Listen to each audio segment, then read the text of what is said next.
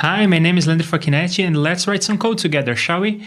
What we have on the menu today is this thing above me. Where do I need to point? This.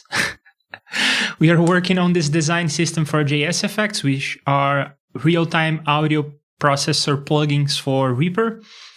We want to make a design system that will help you develop better looking and easier to use audio effects for REAPER. And I want to do a color palette thing that will show you all the colors in the design system. Right now I have only one, but it's a good start. And I was looking at the other plugins. They don't win any contests in terms of design. But one thing that I noticed is that the letter is a lot smaller. And I couldn't really calibrate the letter size, the font size, because I'm using a display that is like huge in front of me for the stream. I lowered the resolution so all the letters are much bigger, and that's not how I usually design. So I'm always thrown off in terms of sizes. But what I learned is after the stream, I looked at the thing again, and I thought that this 500 was too big. Also, I looked at the other effects, and yeah, the text is just too big. So we're going to do that. We're going to reduce the size of the text. And this rectangle may be smaller if we can fit all 10 of them. Each color has 10 shades. So if we can fit all 10 of them in a line, that would be nice. Okay, so first of all, let's change. I think that we are not doing anything with the font here in the demonstration. So what's going on is we have a library that we are developing, and this library will come with a design system. For instance, it will come with a set of opinions for font sizes. And then you get to pick a font from within those font sizes. But then, and the same for colors and everything. But then it also has a CSS reset sort of thing. I'm modeling this after Tailwind, which is a CSS framework. In any case, the point is, it comes with a set of opinions that you can choose from, and it comes even with some good defaults. And I think that the black background that comes by default in JSFX is not a good default, so I'm putting a light gray instead. And I also have an opinion on the font size. So I think that the default font size should be the extra small version. Should also open the editor here, because then I can save and then I can see the changes. We maybe could even go even smaller than that. But I think we're going to go with extra small for now. You may be thinking, well, isn't it weird that you have extra small as the default? Couldn't you just have base as the default? But I'm trying to follow the scales and everything from Tailwind as much as possible. So that's why this is this way. Another thing that I was reading after the stream yesterday was the treatment of Retina displays on... There is this other library for designing user interfaces for JSFX. It's the JSFX... what is it called? UI library, that's what it's called. And they don't have here on the README, but they have in the documentation for the library that you should... Maybe it's here. Maybe it's not. I don't know. But I read somewhere when I was looking for like Retina, and not Retoma, Retina. It seems like their decision here on this library is if you want to support Retina, then you have to enable Retina, while we are taking the approach of you don't get to choose. You are going to support Retina if you use the library. So yeah, I thought that was an interesting decision on their part, and I just wanted to share that. So let's continue with this color palette thing. Let's draw a line with all 10 of them. This is, so there is the library with all the sets of opinions and everything. And then there is an example of using the library, which will be documentation and demonstration and a test bed, all of that at once. So we have here the box X and Y. The box is the thing that contains both this rectangle as well as the label. and we are giving it those sizes. Okay, so maybe for this interactive part of designing, it's better for me to use this text editor that comes with Reaper. So let's see. The width of the box could be, I think that it can be a square maybe. Yeah, it definitely fits the label, and you can see the color very well with a square of this size. So I like that instead of the rectangle. And then the teal, that's the color that we have right now there. Then we fill a rectangle starting from here, going to the, or with these dimensions and a certain border radius. I wonder if we could go to something like large, if that would make sense. It looks nice. But I guess I'll stay with base. Yeah. And then we pick a color for this text, and we find the right place for it, and we say that that is position 5. That is the label is, it reads 500. Then we align it to the center, and we put a bounding box around the text. That's this part here. It's putting a bounding box around the text so that it centers below the box. That's what's up with this part of the code. So let's commit these changes, because I'm about to start some serious copying and pasting here. Or I guess I will do one copy and paste, see the differences, and then I will come up with a program to generate the rest. We'll see. So the box X is this position here right now, but then the second box, which will be to the right, should be the... It should be the box X. In other words, I am adding to the previous X. I don't need to change the Y. So I'm adding to the previous one. I need to add the width of the box palette. So in other words, this width.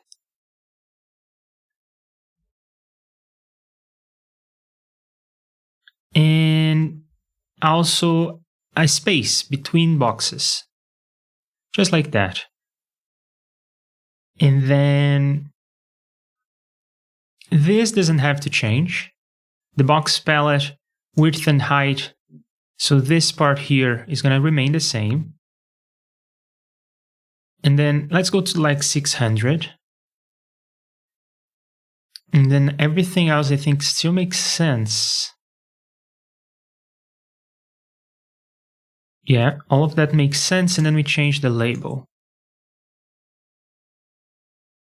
See, we have a second box now. So let's commit what we have, then we'll find the things that are the same, the things that are different, and we will write a loop to generate all 10 shades. So what is the same? Well, this initialization, it comes before everything. Then this part here remains the same every time. So I'll call this the preamble. Let me catch up with chat. John is here. Hey, great to have you here. What does a color code of 500 mean? Well, I am following the names that you will find in the Tailwind. I copied a lot of things for the design system from here. Tailwind CSS is this CSS framework that is up and coming. It's not as popular as other names you may have heard, like Bootstrap, which is another CSS framework. You may have heard of this name. You may have heard of Zerb. Zerb Foundation is this other CSS framework. So you may have heard these names, and they are CSS frameworks. Tailwind is another CSS framework. It's up and coming, and the reason why people are liking it a lot is that it has fewer ready-made components, but more freedom and an easier way to configure things so that they look like your thing instead of just yet another Bootstrap website. But the thing is, Tailwind CSS comes with this design system, which is just a set of decisions in terms of spacing, for instance. When you're going to space two things, like we have on the plugin, the space between these two things, there is a scale. You can think of this as like the major scale. It's a scale that you use and you compose your music using those notes. So you compose your interface using these values. And they are values that have been tuned to make sense together. Same for colors. So it comes with a bunch of colors. And of course, if you have a brand, you're not going to use these colors. You're going to use your brand color. But if you're just prototyping something, or if you're designing something and you need something that is red to call attention to itself because it's something dangerous in the system, you can just go grab the red that comes with Tailwind and it looks good. And it comes in 10 shades. And the shades are numbered from 50 to 900. I don't know where the numbers come from. Maybe it has to do with like font sizes, because at least in CSS and in some other situations, the font size is usually in steps of 100. So you define font sizes. Oh, not font size, sorry. Font weight. So font weight in CSS and in many other contexts is defined in steps of 100. So maybe that's where this came from. Maybe it's a convention that designers usually use. I don't really know. But that's how they have their colors, and I'm just following that. I have also seen in some other design systems, people just number from 0 to 9. Or I guess from 0 to 10 in this case, because there are... No, from 0 to 9, that's it. Yeah, from 0 up to 9. And I could have done that, but I went with these colors, I went with these names as well. Yeah, it is pretty cool. Yeah, it takes a lot of the decisions out of your hands, which is awesome if you're not a professional designer. I'm not. So having a set of sizes, colors, and font weights and whatnot, just pre-selected by people who know what they're doing. These colors have been tested in many designs, so I just have to select, like, do I like 300, 400, or 500? You know, I don't have to go to the color picker and then try to find something that I like. And I don't have to go to something like Colors, Adobe. Is that still a thing? So that's something that I used to do. It's color.adobe. I used to do this before I learned about Tailwind. And so yeah, there are these color palettes that you find online, and they look great, but the problem is they don't have enough colors. Your system will not, or your JSFX or your website will not have just 5 colors. You need 10 shades of gray, 10 shades of red, 10 shades of yellow. If only because you want to do things like this, right? You have a black bar and you want something to be grayed out, and then you want something to call more attention to itself, and maybe you want to do that with colors. So you want to have some bar, I don't have an example here, but you want to have some bar that is green to say that like the operation was successful. So green background asks for a green color on the text as well. So you need more shades than just 1 or 2. So just having green and yellow is not going to cut it. You need to have 10 shades of green, 10 shades of yellow if you're doing interface design. So that's where this came from, and that's where the names came from. So let's continue this pane. We have these 2 boxes. We are trying to find the similarities, the differences, and then we're going to write some code that is going to automate all of this. So this is different. So we already have the preamble, which is the common parts. Now let's go to the parts that change, the parts that are going to go in a loop. So this is going to change, and then we fill the rectangle, and this is cool. It's exactly the same in the 2 versions of the loop. Then in the loop, we of course have to pick the right color. And then this is the same, exactly the same.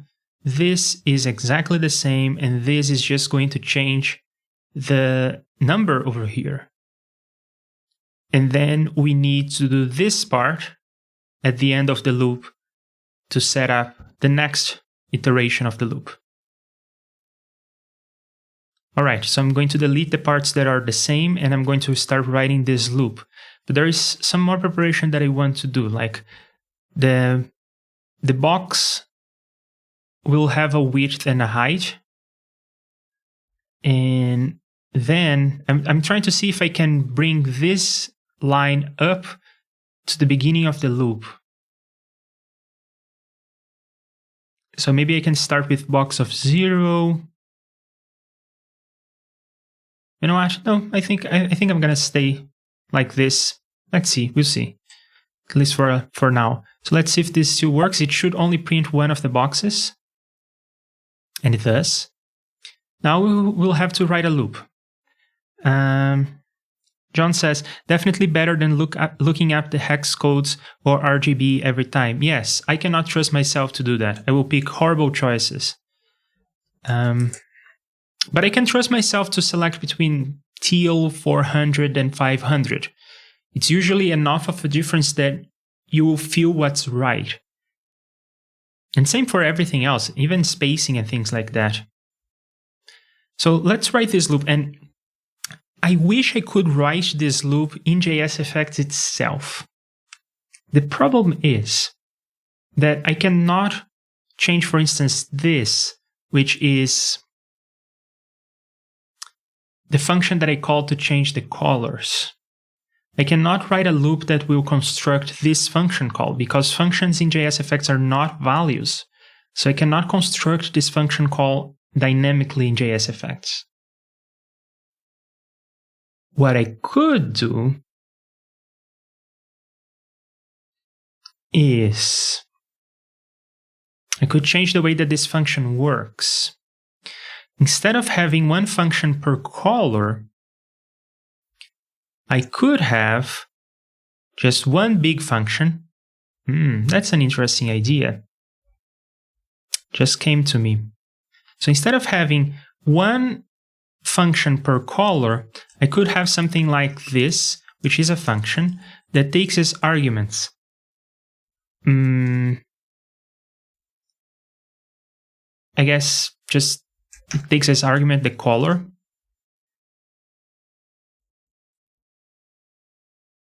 And then in here, I could have an if them else situation. So if my color is equal to, for instance, my first color is gray Reaper.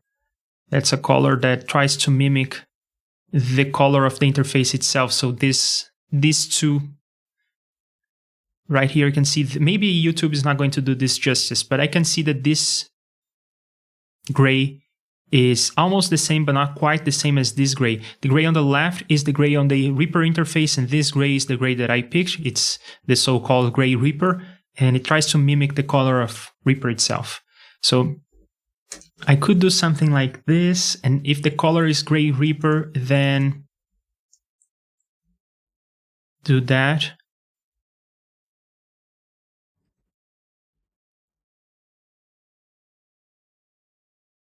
And so on for all other colors.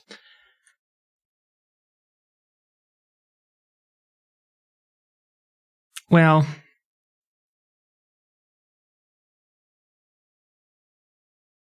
maybe not strings.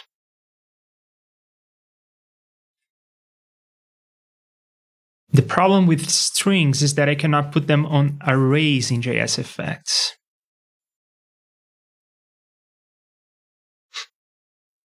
So the advantage of doing it this way as opposed to this way is that in JSFX I can construct a call. I cannot construct this function name and then call it. That's not a feature. But I can do something like this and have this part be a value. So I can assign this to a variable. And then I could do a loop in JSFX itself. That could be cool. I could do a loop over here. But the next issue is, to do this loop effectively, I would need to put these values in, put these strings into a list. I think I would need some sort of list that would be, now I'm not writing JSFX in this, I'm going to use some other languages syntax like Lua. In Lua, the syntax is not exactly like that. So let's say JavaScript. It will be similar to JavaScript in that aspect. And I will have other colors here, and then I could maybe say that this is the colors array. And then in the loop, I would do some stuff, and I would call L color of colors at a certain index. But in JSFX, I cannot have an array of strings like this. So the next idea is I could have an enumeration of all my colors.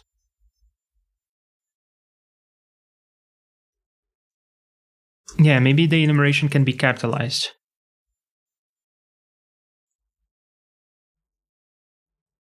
For instance. And then I can do something like this. And I can have this constant in an array. Numbers can go into arrays just fine.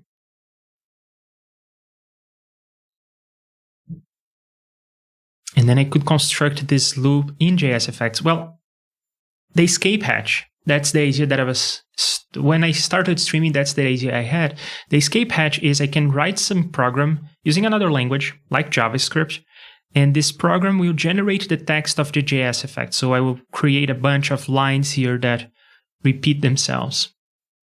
And that's cool. But if we can do something in JSFX itself, it may be even cooler.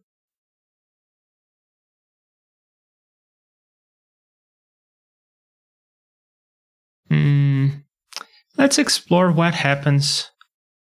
Let me comment out all this chunk of explanation code. And same for this.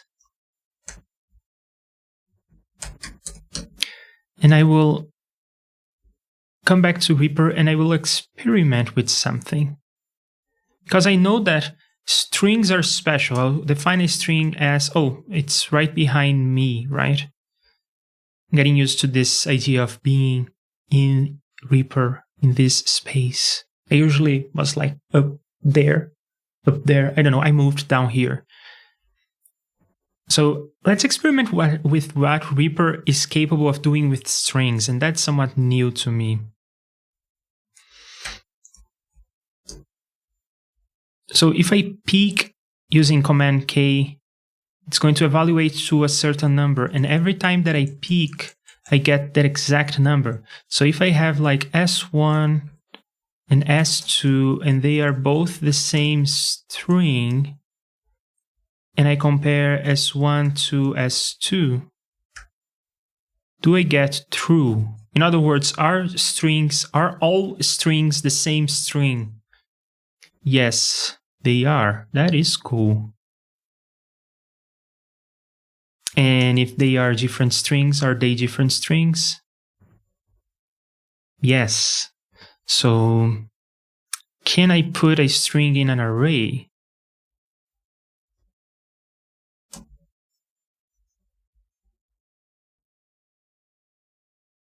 And then, well, I guess I'm just going to put, yeah, let me just do it like this.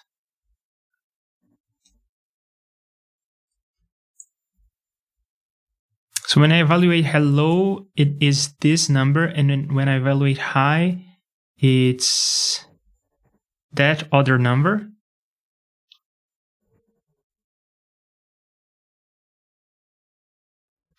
And can I put things in arrays and compare them? In other words, I'm thinking, are strings first-class citizens? Are they actual values that I can manipulate like this? Are they, I would say, immutable values?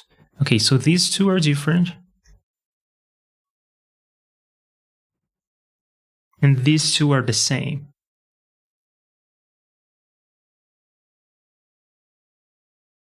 Okay, next step up is, what if I put this string together using some code manipulations, because that's what I would have to do to create a loop in JSFX. So let's look at the JSFX functions for strings. Well, there is string cat, which is going to concatenate.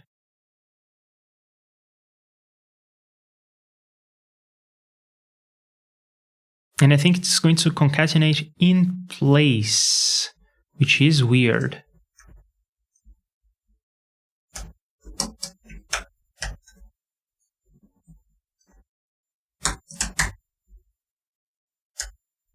So if I have S1 and S2, and then I concatenate, then I evaluate just S1,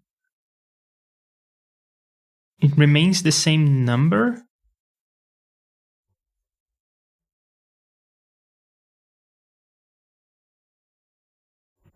Oh, and it says here that it returns str. So that's why I was thinking that maybe it was going to modify str, but no, it really is immutable.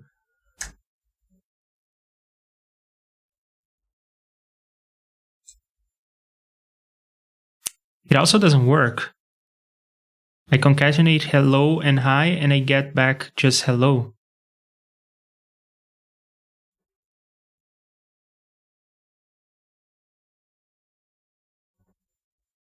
Isn't Reaper weird? Yeah, I get back just hello. It doesn't work.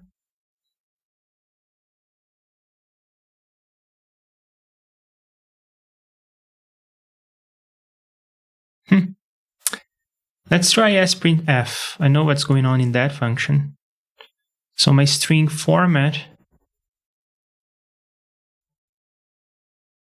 Oh, I know what I'm doing wrong. I should have these pound signs to represent pointers. That's what's up. Let's try str cat again.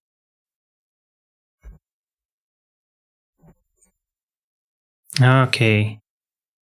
That is hello, evaluates to another pointer, 9000, 9001, that's high. Then when I put the two together, it's still at 9000 because it changed the meaning of S1. Now S1 is hello, hi. Okay.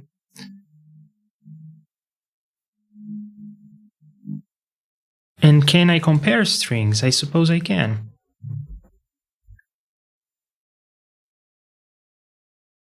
Yes, I can.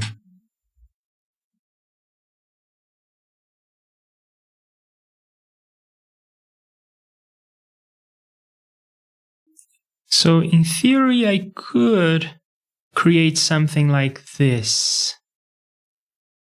And then I could try to do the loop in Reaper itself. But in practice, I'm not feeling it.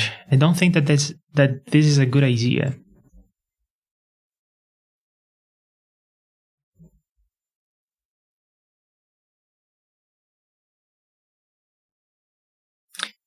Yeah, just to reiterate, so what I was thinking about was that if I didn't have hard-coded functions but had only a single function that would dispatch to the right color based on an argument, then I could construct that loop in Reaper itself, in JSFX itself. I'm not sure what I should do now. I guess if we tried to do that, then to change a color of something would amount to calling something like lcolor and passing as argument maybe something like lcolor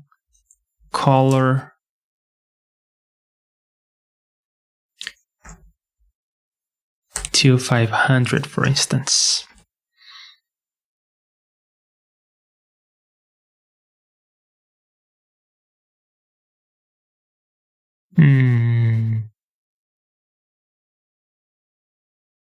No, that is too verbose. I don't like it. I think I prefer it this way. Yeah, I think I prefer it this way. And of course, the disadvantage is that I cannot construct this function call. I cannot put together the color and everything. But that's what I'm going to go with. Yeah. So to write this loop, I'm going to use some JavaScript to write this loop.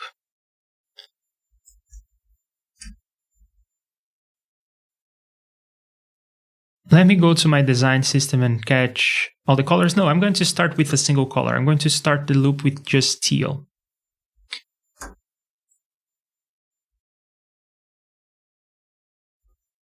So right now it will be just teal. And I'll say for off for, let's say that this is like my shade. Yeah, let's say that this is a shade. So for shade of 50 off 50, 100, 200, 300, and so forth.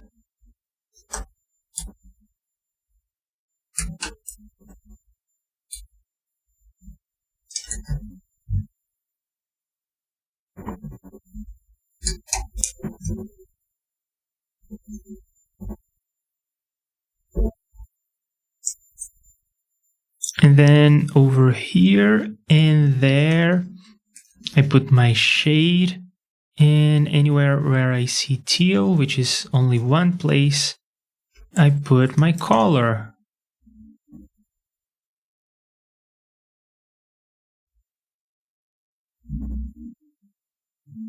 Let's run this.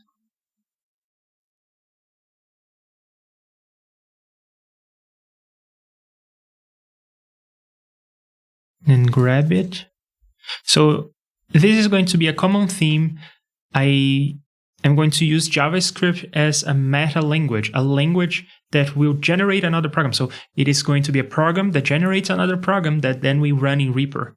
And this is going to be something that I will do a lot when I need to copy and paste stuff that where in situations where JSFX is just falls short, there are some features that it just doesn't have.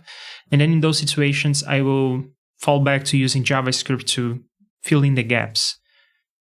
The cool thing about this is that I can refresh now and full compile reset, and there we go.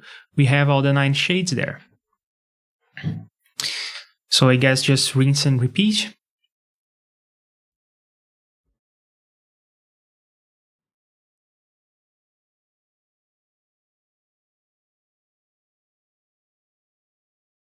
And I was even thinking that maybe I could use JavaScript as a meta language for real and then generate the whole program using JavaScript. But I think I'm going to start with just snippets here and there. Then when I actually need super powers, then I will write full JavaScript programs that generate the whole JSFX. Maybe I will even create a meta language in JavaScript that generates JSFX. In fact, that is what the author of the JSFX UI library did. Generator tool. I think that's what this is.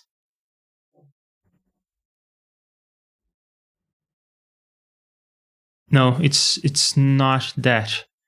But the author of this library has a meta language written in JavaScript that generates JSFX.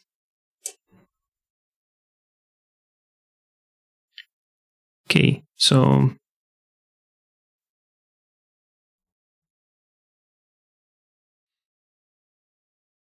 I have something that sort of works. I'm going to commit what I have before I move on.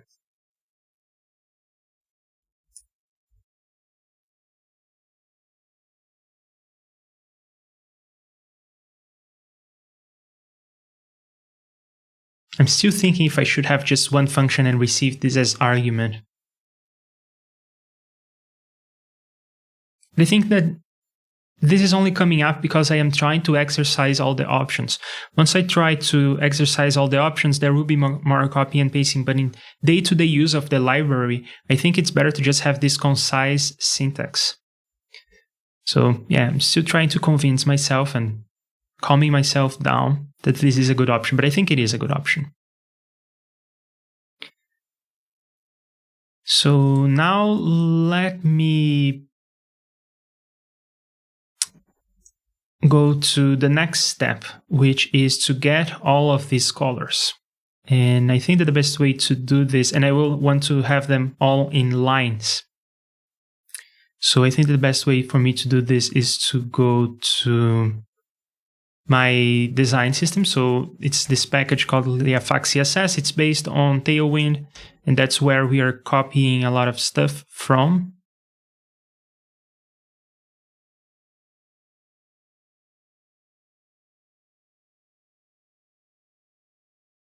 So again, the story is I am creating a design system for JSFX based on this design system that I created for CSS, which in turn is created based on Tailwind. Very heavily inspired by Tailwind. And you may be wondering, what are the differences? Why did you create your own? I have other streams in which I explain this in detail, but I can briefly just say that the reason why I have this library is because I love the design system, I love the principle behind Tailwind, I just don't love the implementation. I think that it's generating CSS in a way that doesn't really make sense, and there are better ways of doing that. So I came up with my better way of doing it, which is my library. So we need to make sure that we cover the gray REAPER and black and white. Those are special cases. I'm going to treat them as special cases. Then for everything else, well, let me grab one of everything else. So we have gray blue, gray cool, gray medium, and so forth.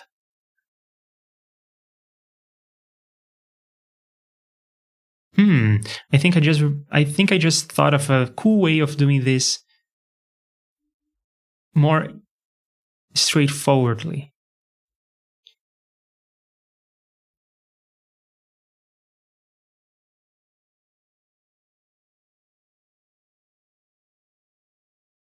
So far, so good. So now I got just my colors. Perfect. And then for the actual trick, I think I have an extension in Visual Studio Code that allows me to like unique. There you go.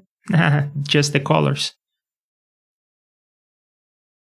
And I'm using underscore to separate color names in JSFX. So these are all of my colors that have multiple shades. So I just have to come here to this place.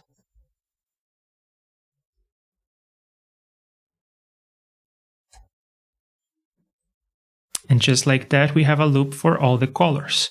The problem is that the coordinates are not updating as they should. So when I say box plus something, I should also say box y something at the end.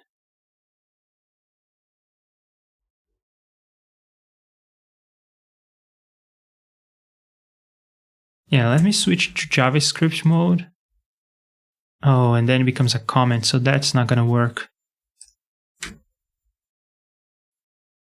Okay, I will put this into another temporary buffer. IDDQ this sound says hello. Hey Arya, great to have you here. We are at this point. See, we have all the 10 shades of one color. We are trying to have all 10 shades of all colors now.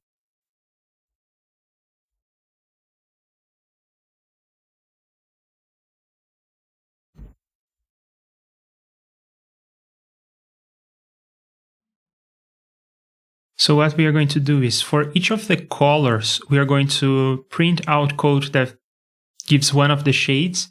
And at the end, we are going to print out code that will update the box Y.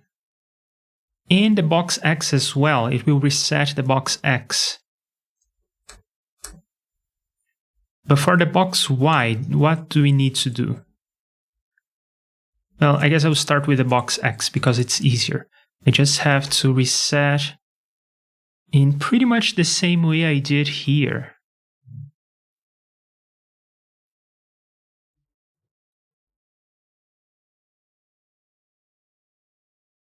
And for the box Y, I will want to have the height of the box, the palette box, so this height, plus the space between this space. So I will extract this space into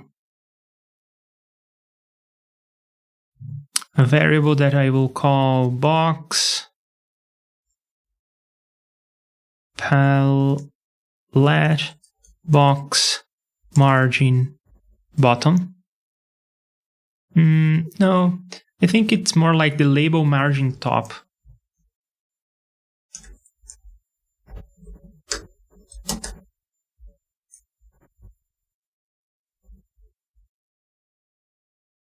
So I will add the box height, then the margin top for the label, and then we also need to have the label height. So I'm going to extract this variable.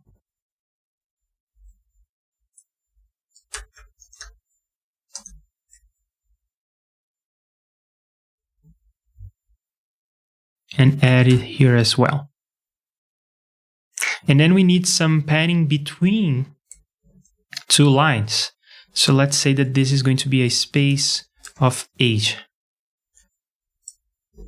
Or maybe even 4. Maybe even 4. Yeah, let's try this.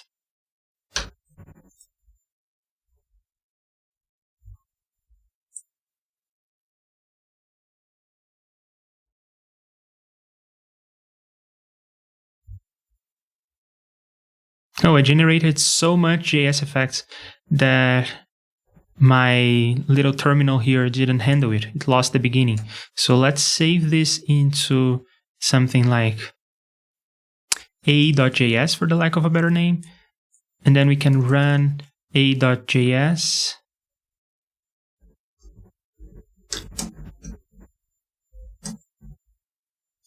And pipe into pb copy. That is just going to copy this code into my clipboard.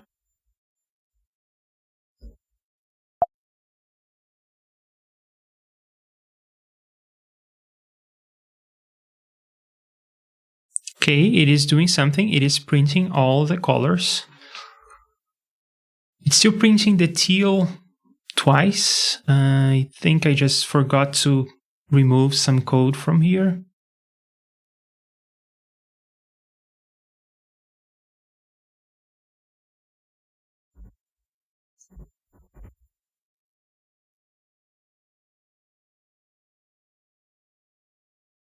It is still messing up the teal. The teal situation is wrong. Okay, I need to remove all the teals that I have.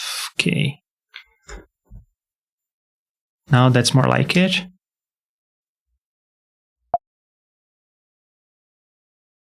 Okay.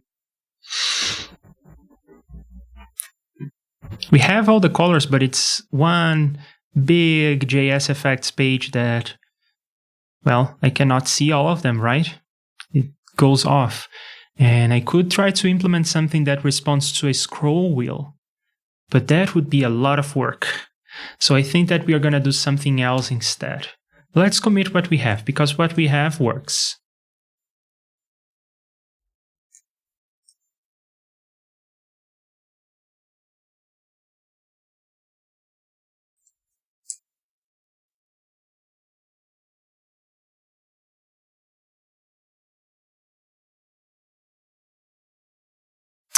It works, but it's so bad.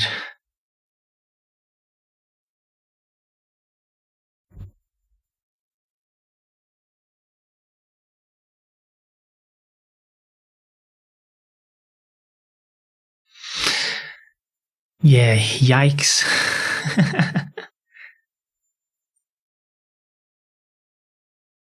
And we are still missing a few colors. So there are two problems I want to tackle. One is the scrolling situation. And I think I know how to fix that. I think we'll have like different pages of this documentation. That's fine. That's easy. The bigger question is, this code is garbage. It does the right thing, but it does in such a bad way It's a lot of copy and paste that I automated. I really wish there was a way for me to do this loop in the language.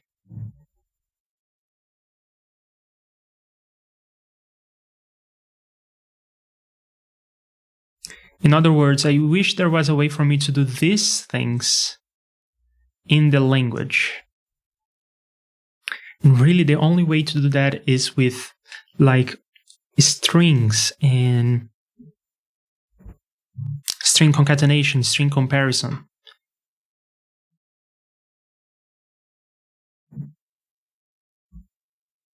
I don't know. Let's work on that page situation because that is easy. Also, we have to put the labels of the colors here on the left. So how about we start with that? Putting the labels of the colors on the left should be straightforward. Let's grab our code, put it once more in our temporary file, and think about how we're going to draw this. So I think that what I do is before I start doing the colors,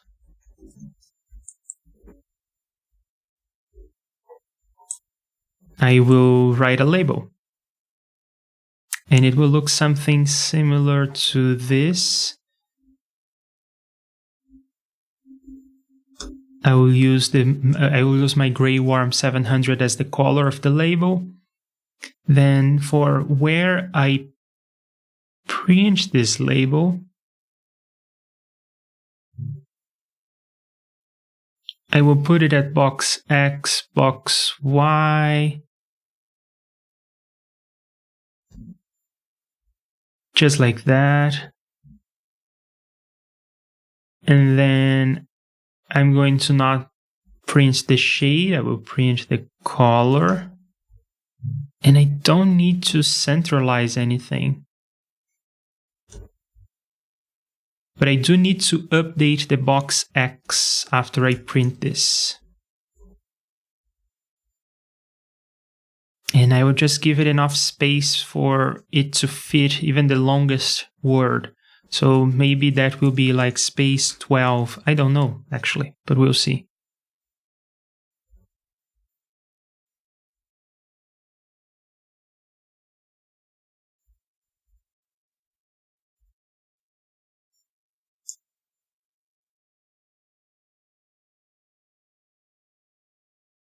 Yeah, that works. I mean, I didn't give it enough space, but other than that, it works. And maybe it could be centralized vertically. Maybe not, I don't know. Let's give it a bit more space.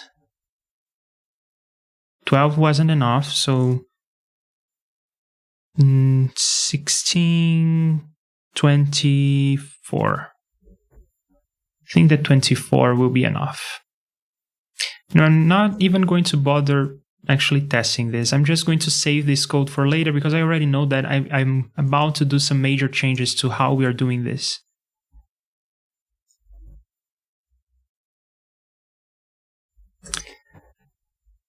So let's take note of the things that I want to change. Pages for multiple colors. So that's one thing. Better way of representing colors so that we can loop in JSFX itself. And another thing that I was thinking is that maybe we could use the box, instead of using box X and so forth, try to use GFX X and Y, which are variables that represent the current position of the cursor in JSFX. Try to use that instead of box X and Y. It may be possible. It may be a bad idea. I don't know. Well, those are the things that I want to give it a try. Just give it a try. Doesn't hurt.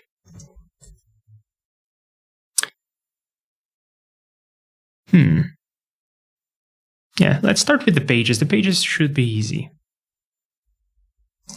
We'll have a slider 1, which will be like the page. It will start in page 0. It will go from page 0 How many pages are we going to need? I don't know. Yes, we can fit like 3 colors. Let me remove the effect and re-add the effect. That will give me the default window size for the effect. So I can fit 4 colors comfortably in one page. So if I want to have 4 colors in one page, and I have how many colors? So that is my colors. And I have 22 colors divided by 4. That gives me 6 pages.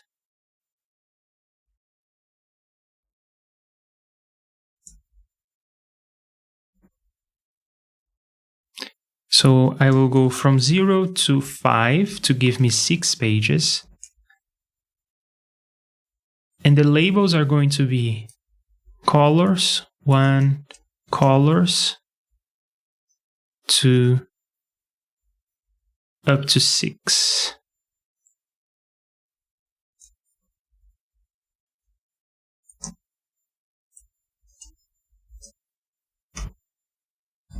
Arya asks, sorry if you already answered this, but why not do a document in PDF form or something with the references? Well, in theory, we could just point people at the Tailwind page. They already have this. The reason why I am doing this is more to exercise the library, because I'm running into issues like I defined in one function per color. And that works great if you are designing. You're just, well, that's just the issue, right? If you're just designing, you don't want to loop over all the colors. You're going to pick one shade of gray and that's going to be good, and then you're going to move on. But now that I'm exercising the design system, I am finding all these corners like, maybe if I need to loop over the colors, having one function per color may not be ideal. On the other hand, to fix that in the language without resorting to meta languages like this JavaScript program, to resolve that in the language, I cannot construct a function call in JSFX the same way that I could in other languages. I have to give it an explicit function name. So I'm running into that limitation. Is there something I should do about this? Is there something I could do about this? Or is this a constraint that I'm imposing on myself because I'm trying to loop over stuff in the design system? Well, most people will not do that. So I'm running into these problems that may be serious problems. They may be artificial problems that I am imposing on myself. I don't know. But in any case, I am exercising the library by doing this. And of course, with colors, it's not super interesting. And even with things like spacing and border radiuses and so forth. But when we get to more interesting components like spectral analyzer, something that draws the shape of a curve, then I think that having something that shows all of that is advantageous. Also because people can sort of use this document as, well, first to prove that everything works, and it's also a test bed for all of these components, and it's sort of documentation as well. You can see an example of how the thing is supposed to run. So that's why I am doing this work. It may be extra, but I don't know. I think it will pay off. So now we have pages.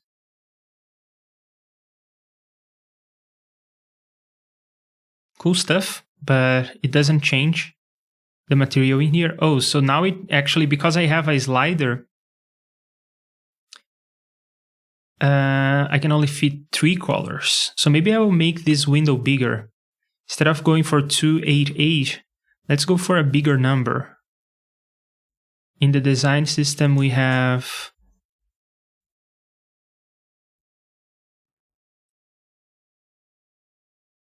maybe even that. Yeah, let's try this 384 and see what that looks like. And I suppose the only way to do this correctly is to remove the effect and re-add. 1, 2, 3, 4, 5. I can even fit 5, which is perfect because there are 5 different types of gray. Awesome. So with that, I think I'm going to go with those dimensions. And then I can fit 5 of these, and I have 22 colors in total.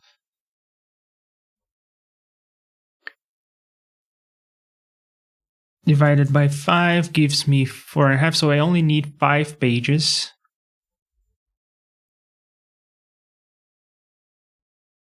And I need to modify my script again to use the pages.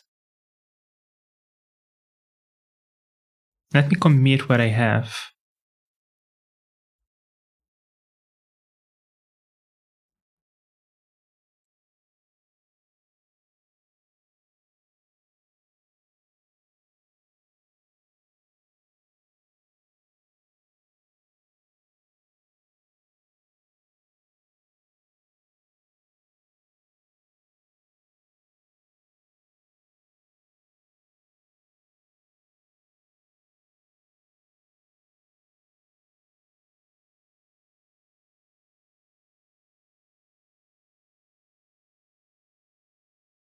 Just checking that I did not lose some stuff in the code because of my copy and pasting back and forth. But it seems to be good. Now I need not only the colors, but their indices as well.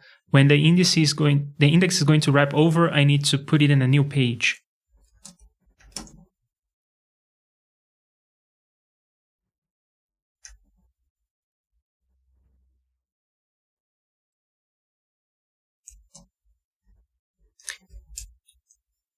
Because I need the index, because I need to know if I need to wrap to the next page, because I need that, I am changing the way the loop is done. Instead of just looping over the values, I'm going to use an index.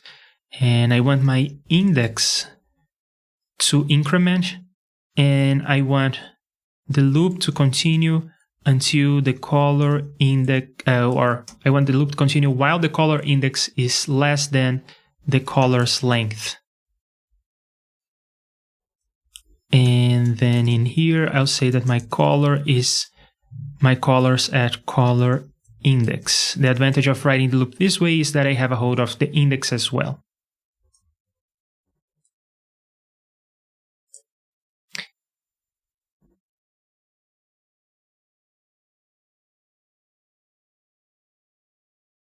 Now I need to check if I need to start a new page. So if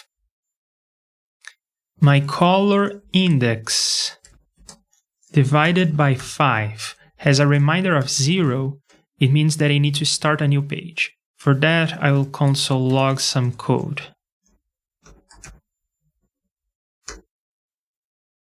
The code that I'm console log is,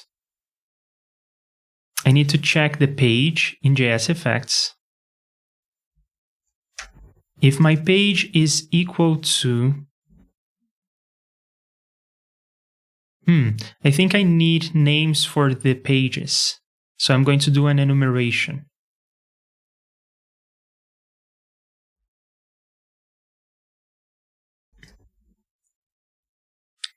And I'll call this like page colors 1 is 0.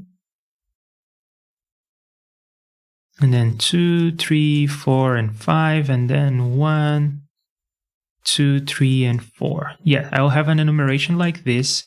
So I'll check if I guess I also could benefit from extracting what is my current page, right? So it is color index divided by 5, and I want to take the floor of this operation. So in other words, I'm going to check if I need to start a new page, and then I'm going to check what is the page that I'm at. Well, I don't need to floor anything because the division will be an integer, right? So I'm now in page, for instance, it would start with page 0. So if I want to use this variable, I should say that. Oh, and I guess you can just add 1 to this, so I can just say that.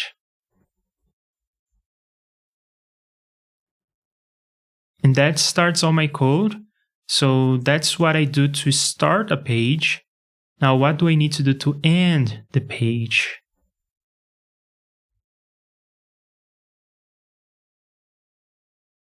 Just do all of that, and at the end of the page, so again,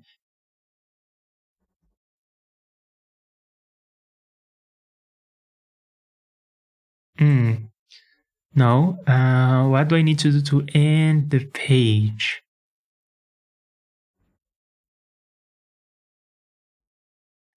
Right at the end of the loop, before I start considering the next color, I need to check if the division is 4, because the next one is going to be something that ends the page.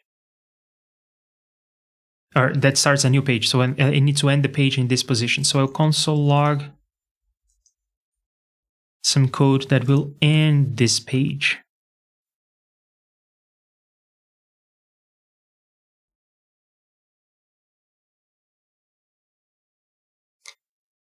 Now, naturally, the number of colors is not an exact division of the number of colors per page. I don't have exactly the same number of colors in all pages. The last page has fewer colors, so I have to end the last page artificially by doing this. Oh god, this is becoming so bad.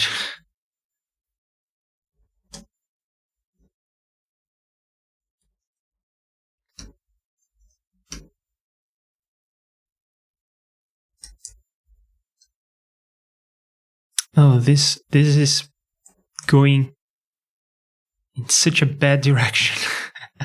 Starting to feel so dirty.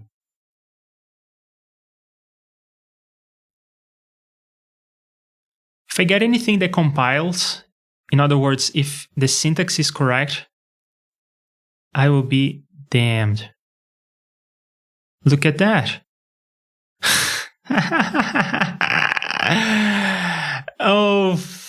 Oh god. Okay, it works. We have page colors. Oh man. It works, but oh boy, this is bad, isn't it? So bad.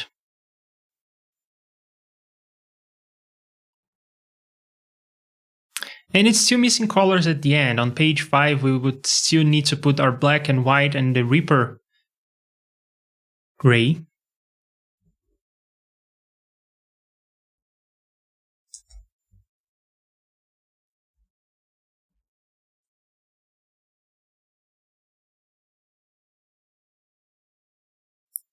So I'll start doing some to-dos here for the demonstration. Yeah, we need to demonstrate these colors. They're not in the pages. Let me grab this code once more for the benefit of this commit. We are going to commit what we have, though what we have is terrible and we want to get rid of it. But it works. So I promised that I would today do the color palette demonstration, and I did. That's the colors.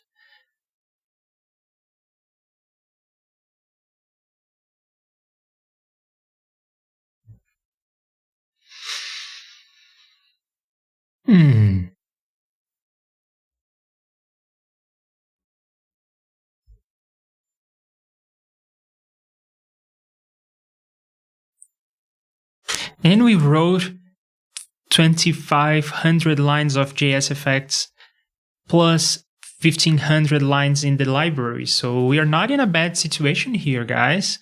We have 4,000 lines of code for only like 3 streams. I think that's a record for me.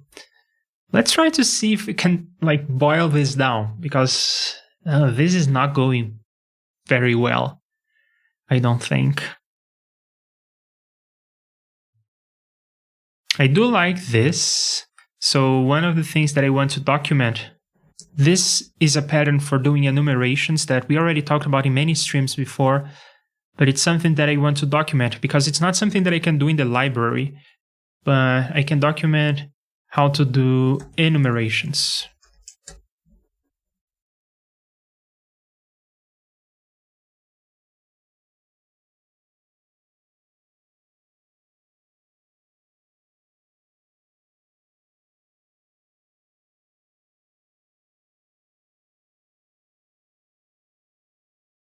And then everything else in here it really boils down to my big old loop. So let me commit these changes. They are very minor, but I'm going to commit them. And I will revert this because I don't need that file anymore. I'm gonna try to give it a go. I'll try to see what the code would look like if instead of having this as separate functions, I had just one function and it would pass as argument what you were interested in from that function. So for that, I am going to delete a bunch of code from here, and it's just an experiment. See, I have nothing committed. So it's just nothing to commit. So it's just an experiment. If it goes bad, we'll remove the code. I think that the page stuff stays. Yeah, all of that stays. I don't care. But all of these is going away. And for the time being, I'm even not going to initialize anything, or even all of that.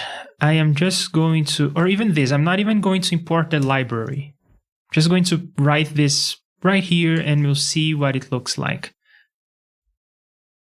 So let's go here. For instance, we have two different shades of blue. Let me get two shades of blue that are slightly darker, like these two. So this is what we have right now in our implementation. What if instead we had something like L color, and then you pass me the color, and then I str cmp for string compare, that guy, and then I compare your color to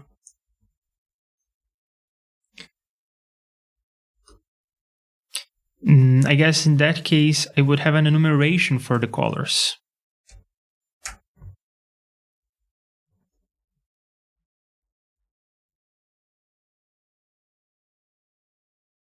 No, it cannot be an enumeration like this, no.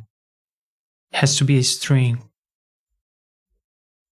Because I'm going to receive this as a string. Or, well, I guess I could have this as an enumeration, and then the color will be an enumeration, and I don't need string compare. I can just do it like this, which is faster. And that's a good idea. Being faster is nice.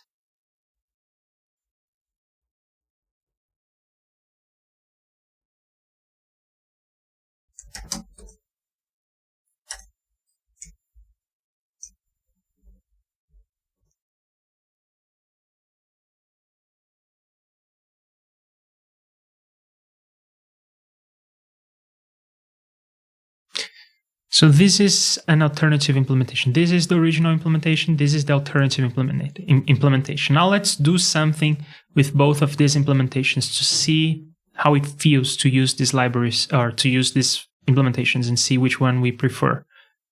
Let's just draw a rectangle.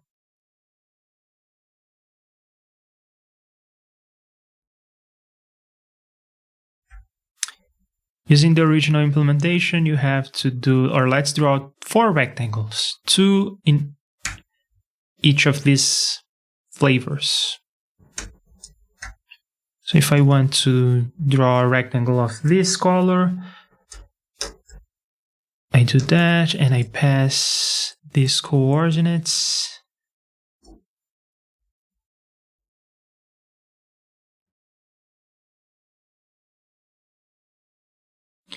I will make them 40 by 40 because then for the second one, no, I'll make them 30 by 30 because then there will be 10 on the left and 10 on the right, and I can just go to like 50.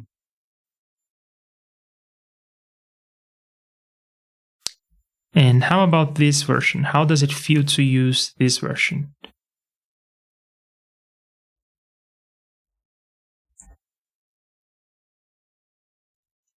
And I will need to comment this out because they cannot coexist because there is a variable and a function with the same name. Never mind that, I can comment this out. So it will be just like color, L color, gray, blue, 400.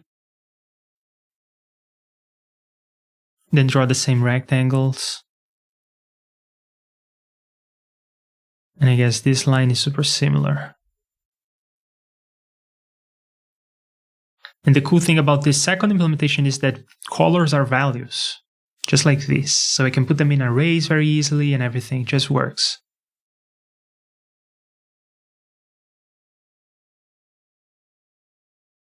Yeah, let's see if this is working. Okay, so I have two shades of blue. Is it blue? Oh, it's gray blue. Okay, it's gray blue. All right. So that's the first implementation. It is just what we were doing, and that works. We know it works.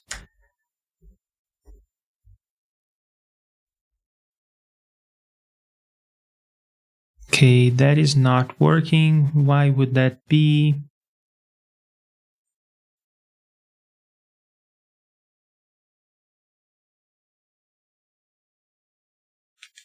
It's saying that L color gray blue 400 is undefined.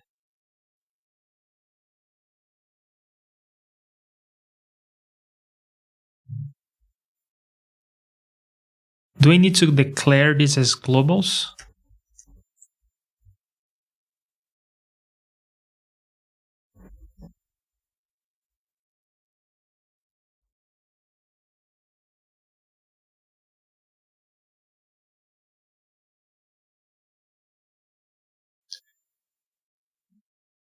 Global blah blah blah inaccessible.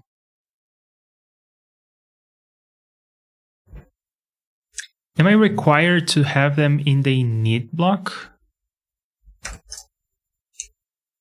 I know that I can extract functions into the init block, or that I can declare functions in the init block, but I thought I could declare functions anywhere and declare variables anywhere, but that doesn't seem to be working.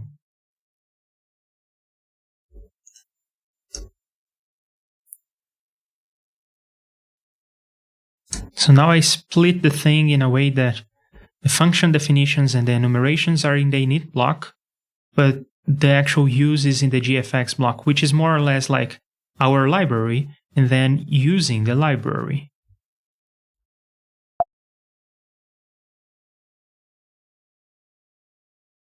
Still doesn't work.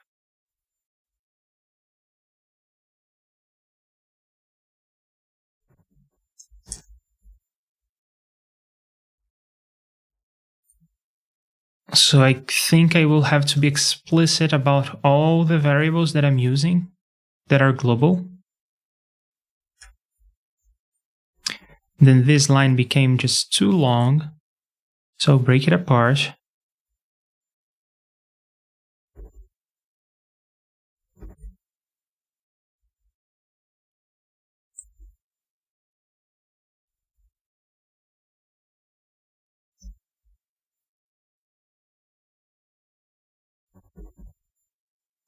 I'm trying to find the best way of defining this in a way that reads well, but I think this is the best I can do. Still doesn't find that?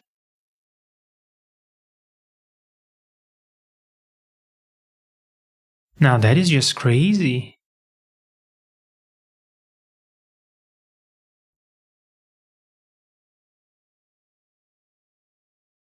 That is absolutely bananas. I have no idea. Why would that be?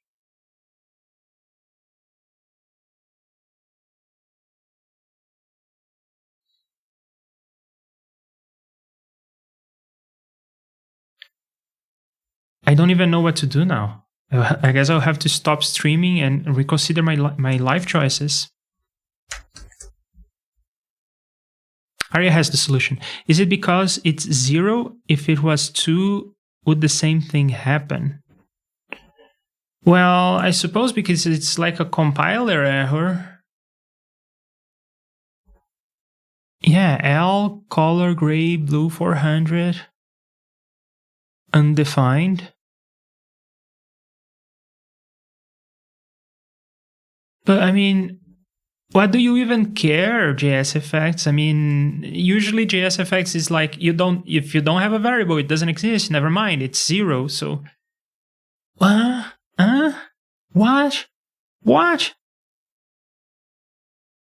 Okay, I don't know. All my assumptions about JSFX are out the window. I am completely perplexed, and I will need to comment out all our code and start from scratch, taking the tiniest baby steps we can. So everything in the code is commented out. We have nothing in the code.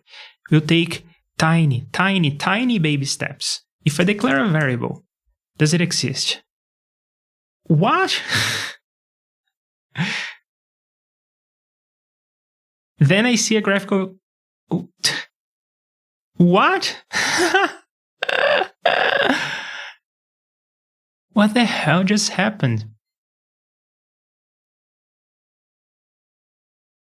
I will remove this effect and I will add it again. Okay, so far so good. The variable exists, it's right there. Then I will reposition my window, or I guess I'll position the window on top because I am on the bottom. So, yeah. Okay, here is our effect. If I declare a variable, it exists. If I declare a function called f that returns the value of this variable, does that work? It compiles for reset. That works. It's a global variable.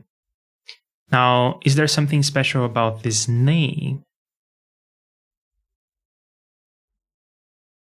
Okay, can I call f? Okay, can I declare different values for certain variables in f? Yes, full compile reset, everything is going well.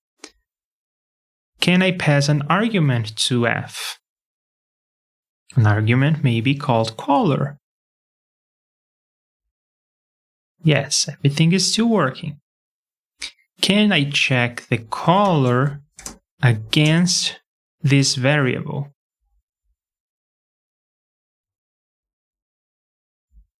Nope, I cannot.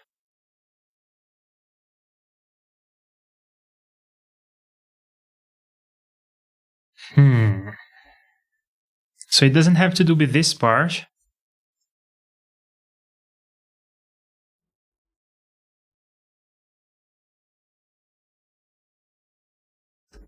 Oh no. Oh no, I know what's wrong. I am so silly. I forgot to put the question mark. That's what I did. I forgot to put the question mark. Okay, the world is back in order. Forget about my overreaction. Everything that I know is still true and the world is a beautiful place again. I just forgot about the question mark. Happens to the best of us. So what we do is we check against the global variables, and we don't need to declare all the global variables we're going to use. That's optional. And for things like enumerations, I don't think I like having to declare the global variables. If I had something like a global variable that will keep updating for whatever reason, that will change, that is not a constant, then I would like to have it declared here. And Arya asks, is it somehow for referencing an older save? I guess at some point it did when I saved and then some squares popped up on the screen. And is it the variable color itself? No, I think that the issue really was the question mark that I was missing. So yeah, we have an enumeration. We are using the enumeration in this function, and then we can use the function down here. Now that is going to be all happy and rainbows. Okay, freaking question marks. So maybe it's time for us to compare. So we have the implementations of both, and in terms of how the implementation looks, I don't care one way or the other. It's about the same to me. They look nice. In terms of performance, I think that this one is better because it just calls a function and it knows straight where to go. While on this version, every time you want to change a color, it has to check every color in existence to find the right one. I guess it could be a little better if we did it like this, so that it stops comparing when it finds the right color. But again, not a big issue. I don't think it will be the worst. In terms of performance, I don't think it's the best. I don't think it's the worst. So for me, it really boils down to which way do I prefer writing? Do I prefer writing this way or do I prefer to write it this way?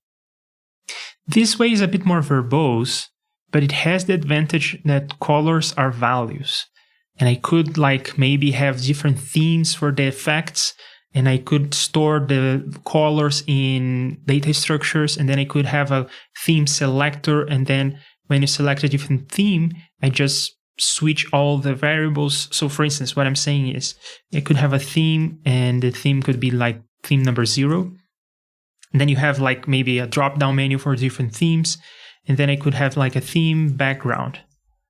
And I could say that if the theme is equal to 0, then I'm going to use this as my background color. Otherwise, I'll use that as my background color.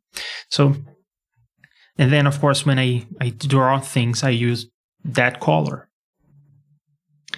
So the disadvantage is that it's a bit more verbose.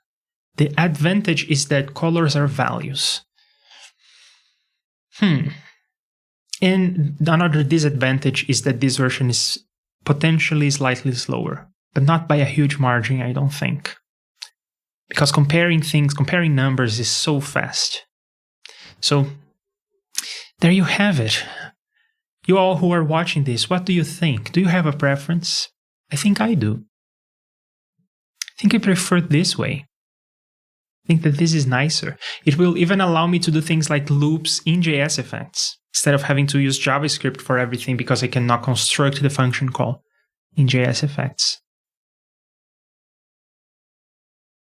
Yeah, I think I prefer this. But if you have opinions, let me know in the chat. Yeah, and because I prefer it, I think it's time for me to make it happen. And I will not do it just for colors. I will do it for everything in the design system, for consistency. So let's review what we have in the design system. We have a comment of things to do. We are forcing people into Retina. Then we start the design system. And for the first one,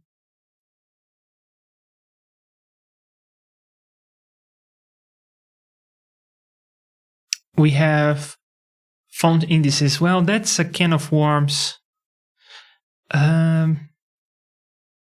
Okay, let's see what Aria has to say. Yeah, not having to do JavaScript seems like a definite plus. Okay, so we are in agreement. This thing is a can of worms. I will not touch this right now.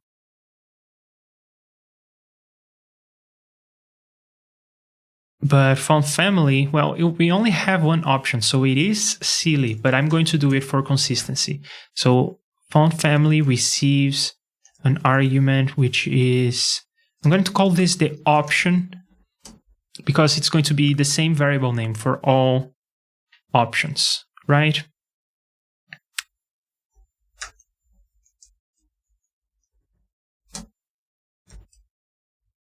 And then the body of the thing is going to be like option quest equals that question mark, super important.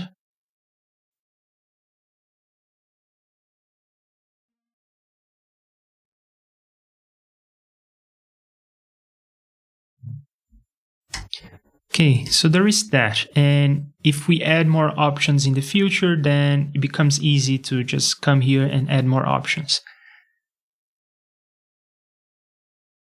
But this is not the same as the other one, right? The difference here is colors are setting something. colors are setting R, G, and B. And that's essential. There is an essential difference. This is just returning a value, and you have to use that value however you see fit. And the same for spaces, for instance. Well, this is setting something.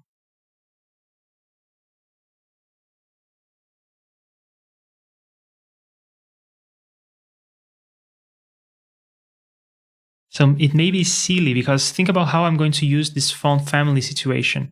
I'll have to say something like this, and then something like that. But what I get back is just a value. So it's more or less like this could have the value already.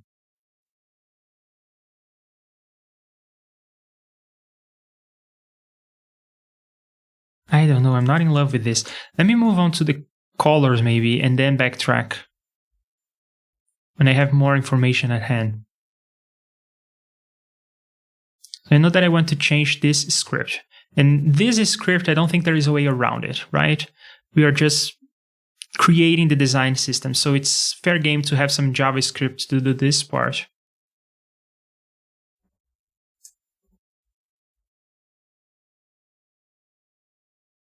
So what we're going to have is a function down here called lColor. We'll call this the option. Then in here, we'll have a loop.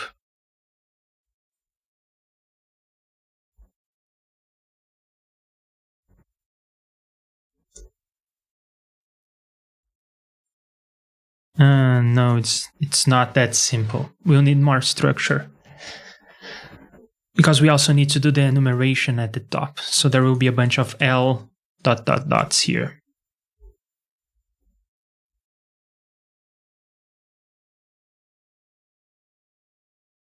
Oh, and I think I threw away my REAPER gray in the process. Oh no, it's still there, it's still there.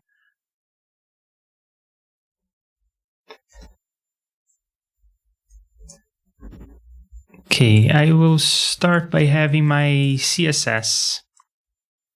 In my CSS, I am going to find this, and it's already the part that is highlighted. Isn't that useful? That is super useful. So I'll just paste this. And I'll have to parse my colors.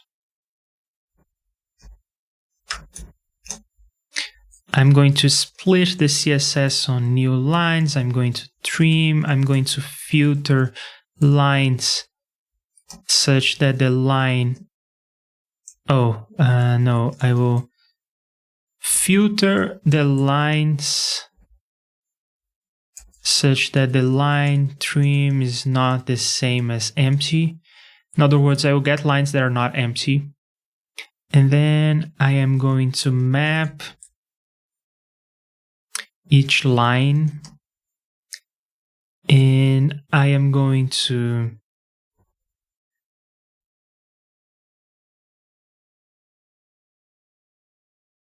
for each of the lines, I'm going to get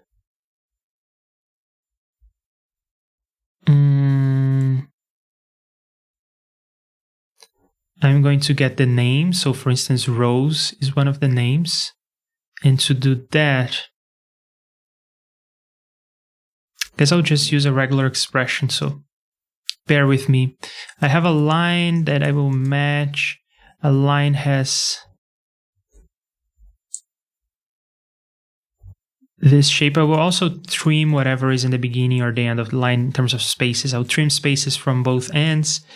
Then in the line, I will have something that looks like this, except that here I will have my color name up to the column. And here I will have my hexadecimal definition of the color.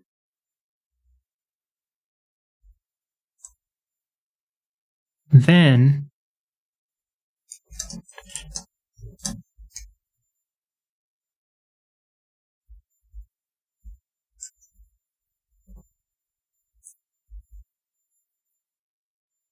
and I cannot seem to be able to spell. So the first result of match is the whole thing that matched.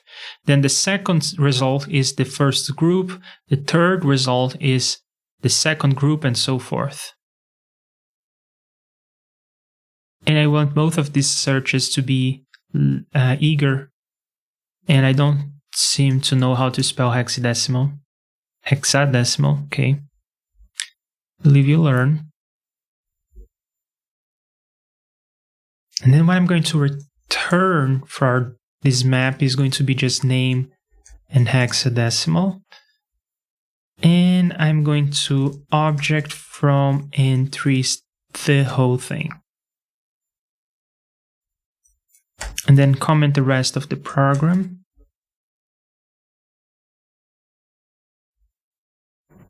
And I will console log the colors. Well, not pb copy this time. I actually want to see it. Yeah, all right. So I've got a map from colors to their hexadecimal definitions. But what if instead of just getting the hexadecimal, I already give you the red, green, and blue?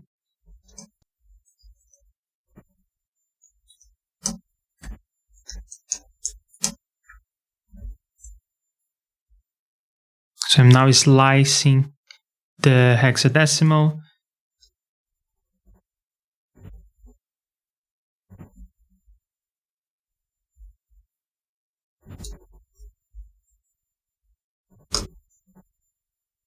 And I return to you the red, green, and blue. Okay, so I got the parts all right, but I actually want to transform this into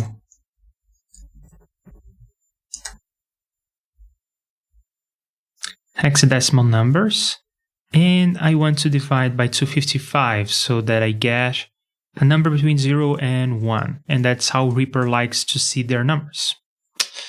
So that is good. Now,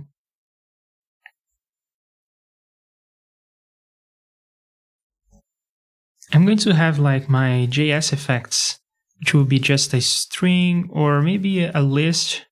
And at the end of my program, I'm going to console log my JSFX join with nothing. And then I will have a loop for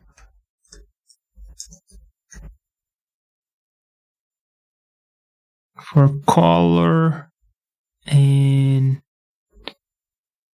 I don't care about the rest of colors. I will JSFX push a line that reads L underscore single underscore L color underscore underscore.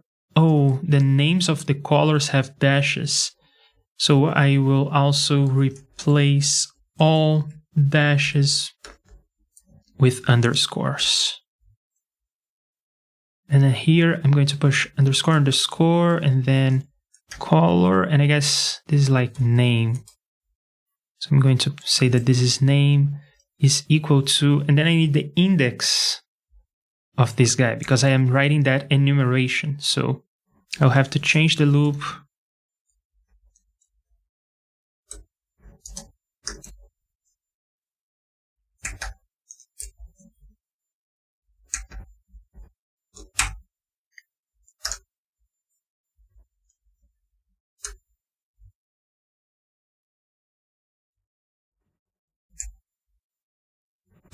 And over here, I'll say colors at color index.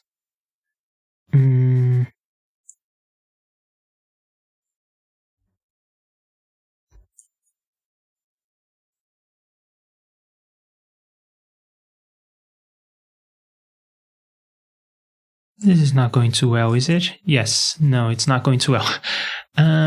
What if instead of having this as an object, I have it just literally the list?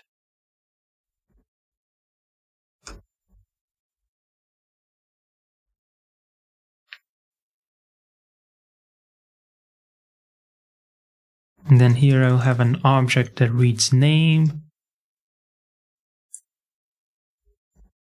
and RGB.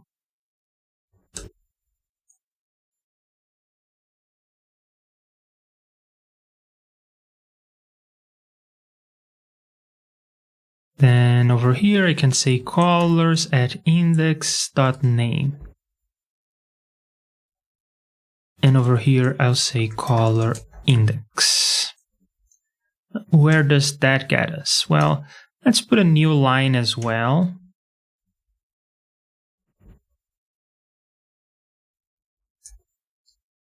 Then we have too many new lines. So let us, at the end, map a line or a program fragment and trim and then join with a single new line. Okay. We have a big old enumeration with all the colors in there.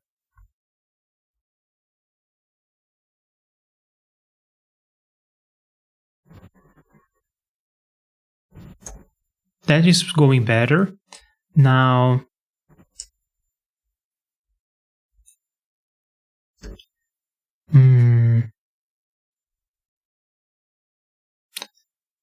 hey Jim, yeah, it's going okay.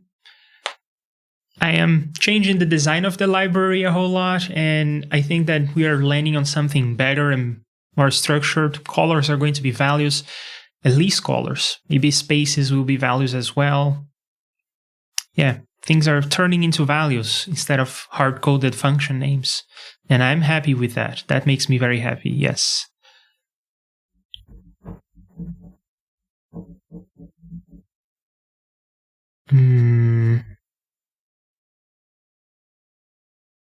Yeah, I don't think I want to do it this way.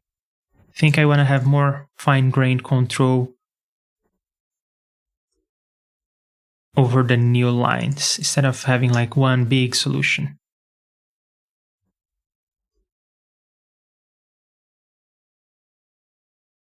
Or maybe even I could have something like enumeration. Now I'm laboring over this part too much, but enumeration push.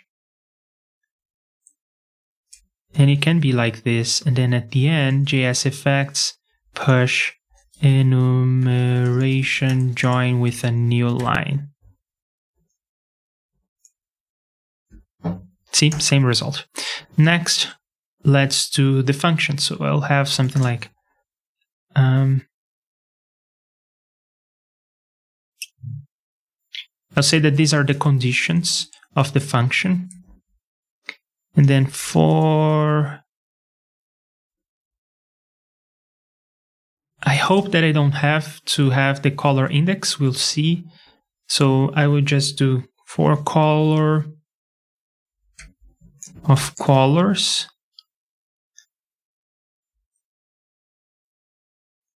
And then in the conditions, I will push some line that will look something like this.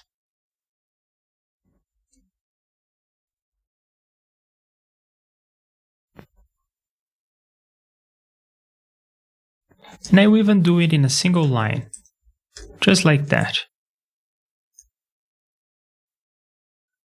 But of course, that's not all. I also have to do the condition itself. So if color, or if option is equal to L underscore color underscore underscore color name, if that is the case, then do all of that, semicolon.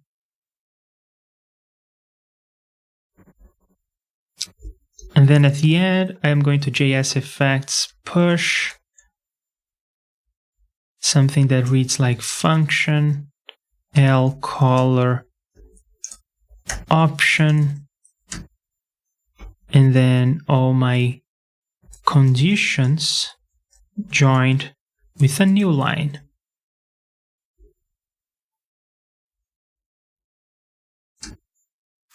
Red is not defined.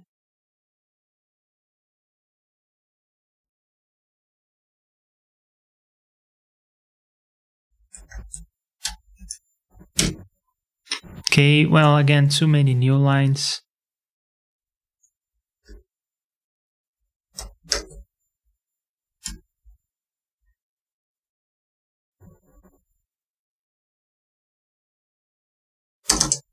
I will do this so it becomes indented, just like that.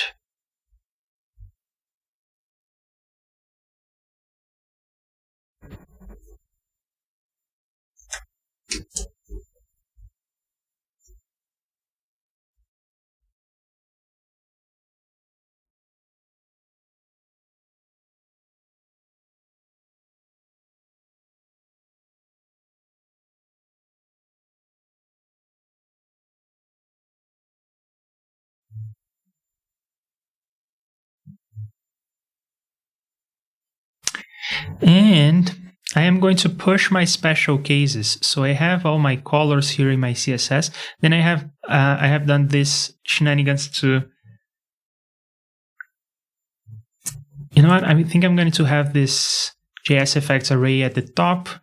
And then I have all this I can delete, sort of implemented all of these already. Then I have a console log at the end. So it's very clear that I'm building a JSFX program and I'm pushing it out in the end. Then I parse the CSS to get my colors array, but I'll also push at the end my special color, which is my Reaper gray.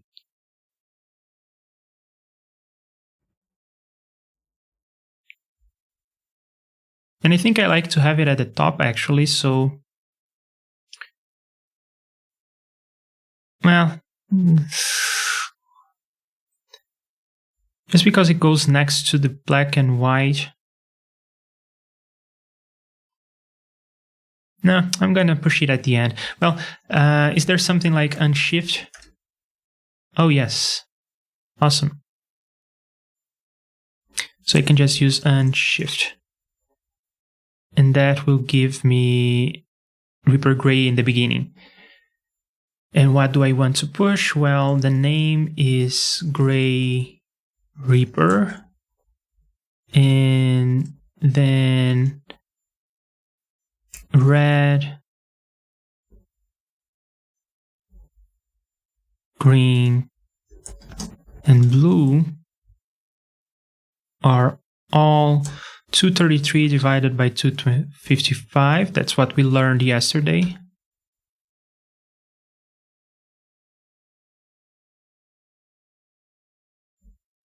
And then the cool thing about having done that is that the rest of the loop and the enumeration and everything, everything just works.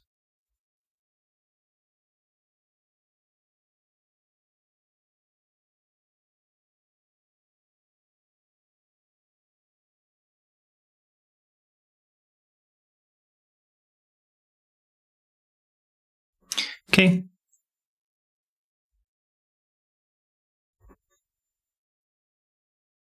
Now I'm going to run this one more time and I'm going to pb copy because, oops, wrong keyboard shortcut, because I'm going to paste it into the library to replace our color situation.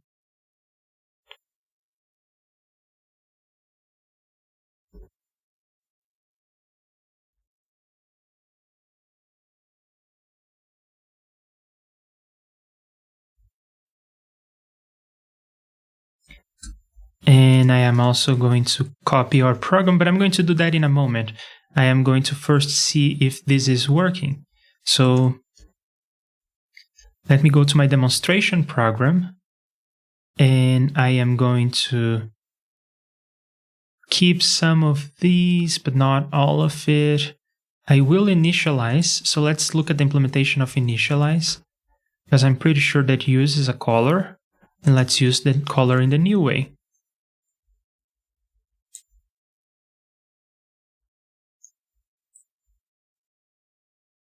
And that's something that exists, right? Yes.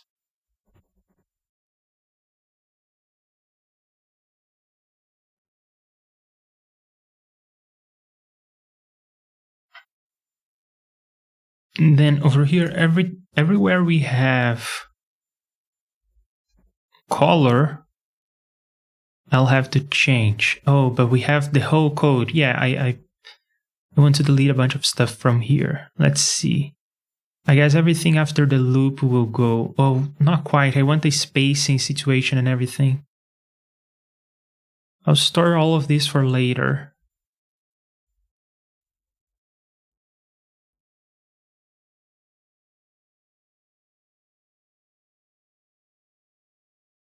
Okay, so the good news is that it's working. It's not throwing a compiler error. The bad news is that it's not doing anything, but that's expected.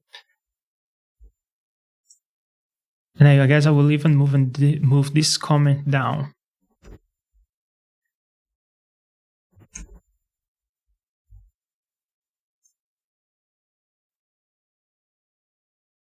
And I'm going to get a hold of this program and paste it here.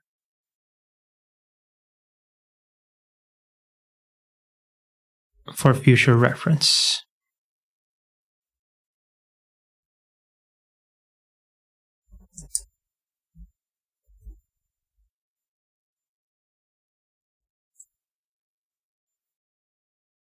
Yeah, right. Okay, don't need this anymore.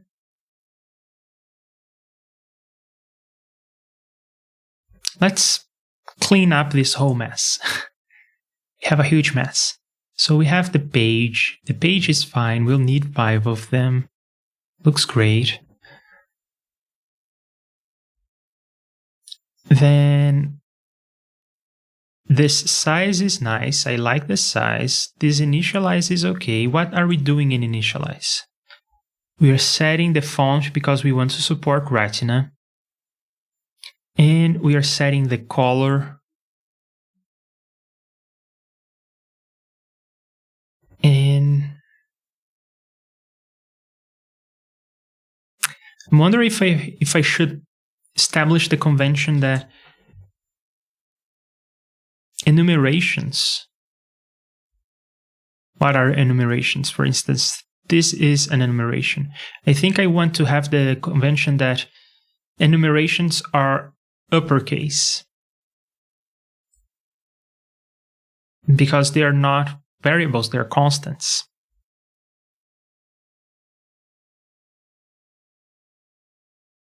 It took me a few minutes to notice the green screen. It looks good. Oh, thanks. I'm experimenting with this. I think it's a lot of fun and kind of weird, but yeah, I'm trying this. The haha is just because I didn't notice it. Yeah, now I'm living in code. This is where I live, and this is where the world ends for me here on the internet. Yeah, green screen, fun stuff. Yeah, right.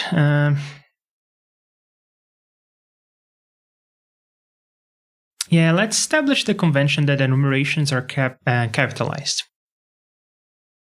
So for that, I'm going to return to my program, my JavaScript. I'm going to change stuff there.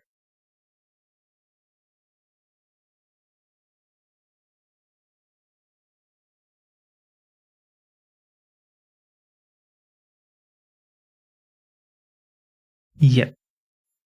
Now the name here will be Gray Reaper. And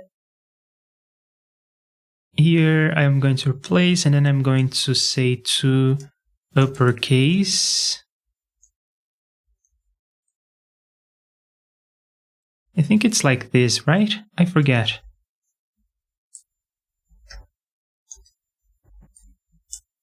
No, it's capital C, uppercase, okay. Like that. And then, very importantly, in this location and in this location, I need to say capital color. And maybe this could be like set color.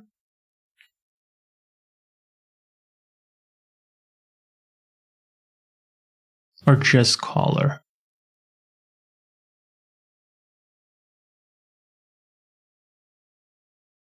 In GFX it is GFX set color, I think, right? The hardest part about the library is coming up with the best names. It's just GFX set. That's what it is.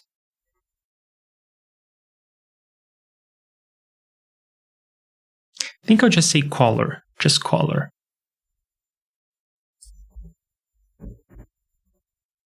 Yep, now it's very clear that these are constants. It's an enumeration.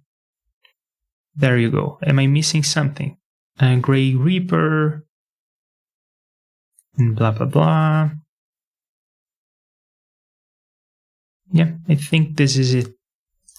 So I'll run it again, pv copy, come back to the library and remove all of that and replace with this. And the same for the program that generates this whole shenanigans. So I'll copy the program and paste it here.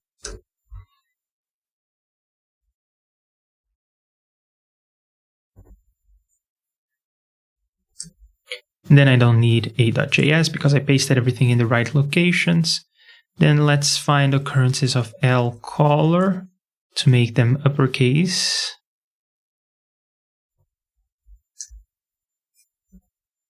And in the main program, we don't have any code yet. So if I played my cards right, this is not going to... Oh, I clicked on the wrong button. Save modifications. No. Delete and re-add. And if I played my cards right, this is not going to throw any compiler errors or anything. All right.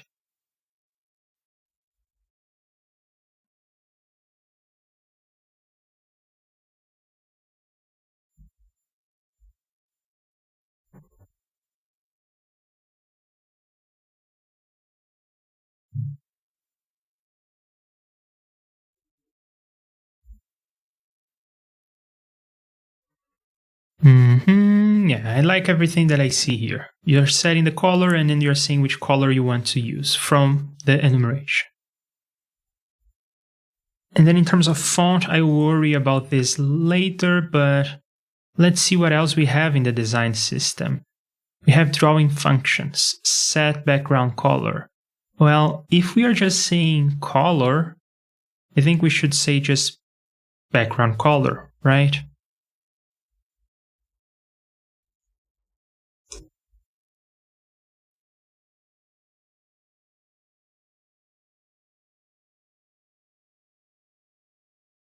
And I don't think I have anything about background colors here. So simple renaming.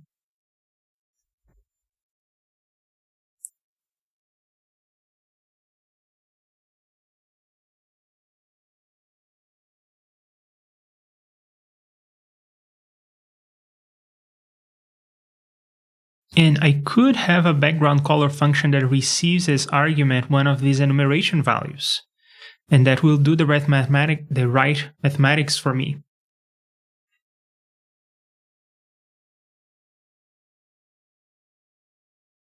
Yeah, that could be fun. And then I don't have to do this awkward handstanding of setting a color and then calling background color. Yeah, let's change that as well. To see if this is working, I am calling initialize on my main code, aren't I? Is it commented out? It's not. So this should be running. In other words, this should have a gray background.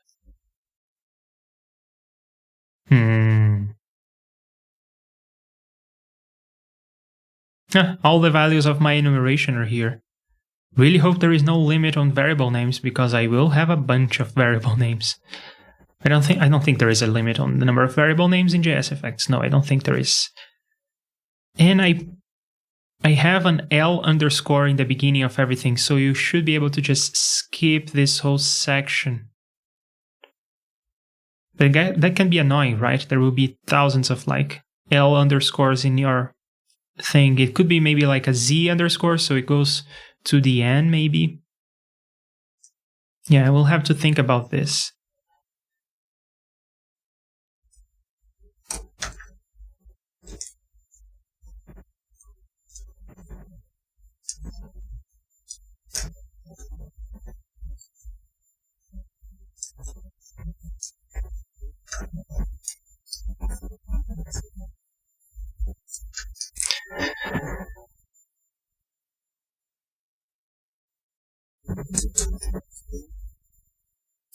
Why is the background not gray? Why is it not gray? I can use color to set the color to something like white.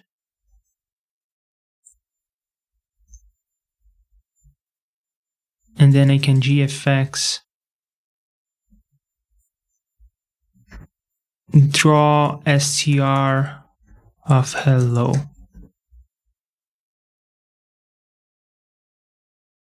It's not printing anything.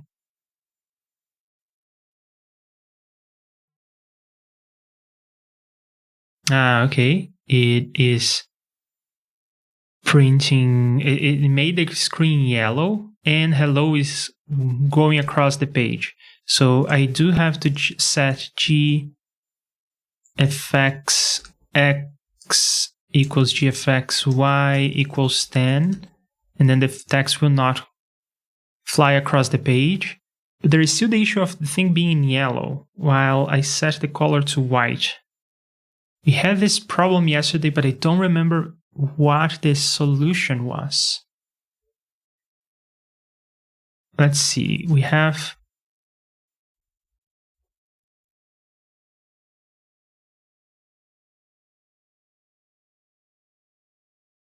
yeah, I don't remember what the solution was. I really don't.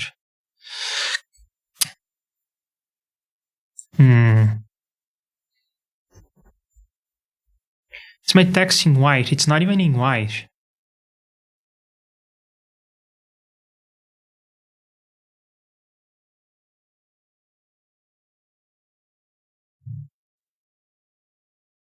And white is not white.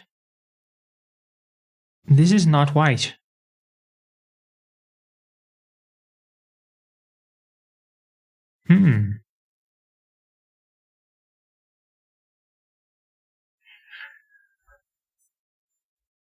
I'll finish implementing my idea for background color, though at this point it's hard to tell if I got the thing right anyway, but the thing I am thinking about the background color is I could have an option, and then I could have variables like old, or actually just red equal JSFX red, and the same for green and blue. I guess I will call these things old, and then green, and then blue, and then I can call color with the option. See, yet another advantage of having colors as values. Then I can do the JSFX clear, and then I can do the reverse of this.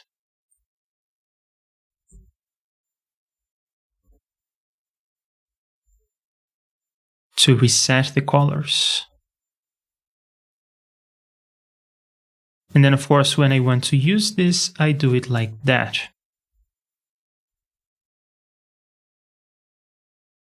And the thing is still yellow. I think it had to do something like with the division of something, multiplication of something by certain values.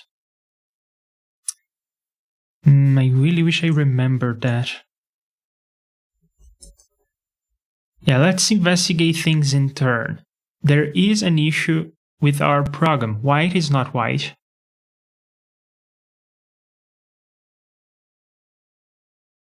So what is that about? Well, in my CSS, white is white. So I guess the problem is in the conversion. It is in my big script here.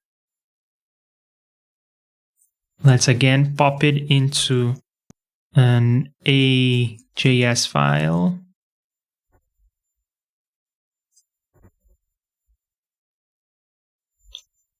And for the time being, I'm just going to have black and white. Or maybe black and white and one more color.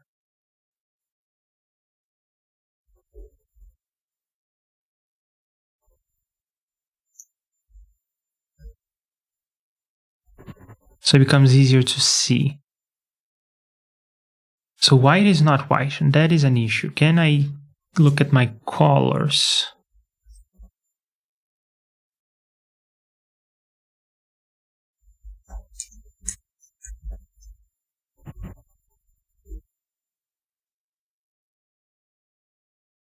White is white in that context.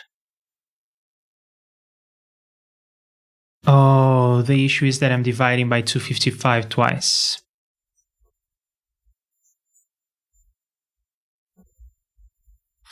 So now let's grab all the colors and rerun the script.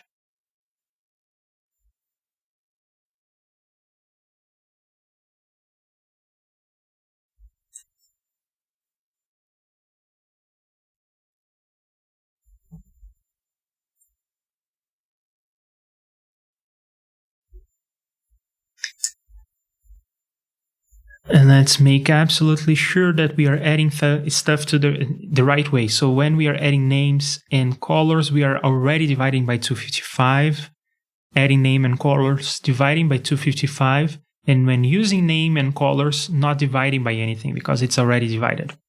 So that's that.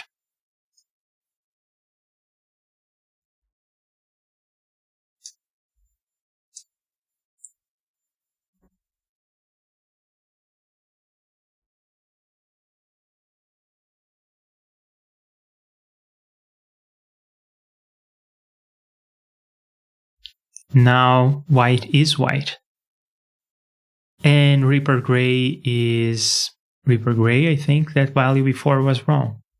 It was yellow. Hang in there. What's going on? Oh, in my program I forgot to take this out. Let me run this again.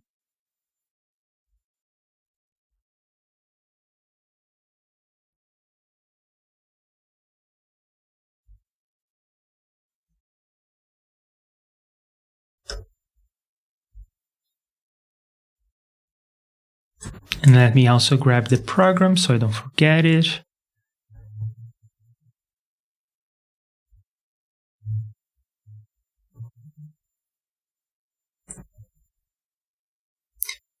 Now let's go back to Reaper and let's see if the thing is gray. Yes, gray and white. Awesome.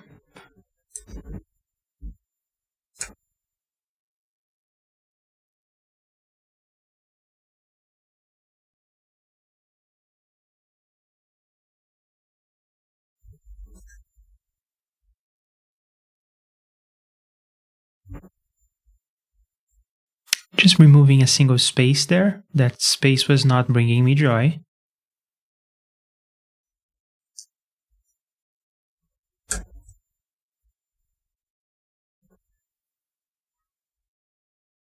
And let's reassess where we are at.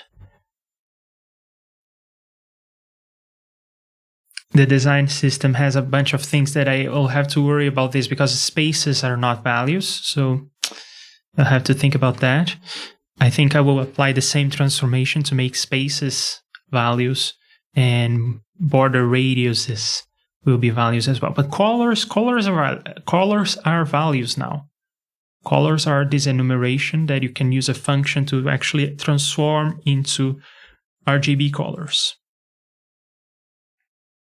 And then I'm leveraging that here in the background color function, where I just remember your old colors. Later I'll reset your old colors, but then I use the color function to get a hold of the RGB, and then I produce this JSFX clear call.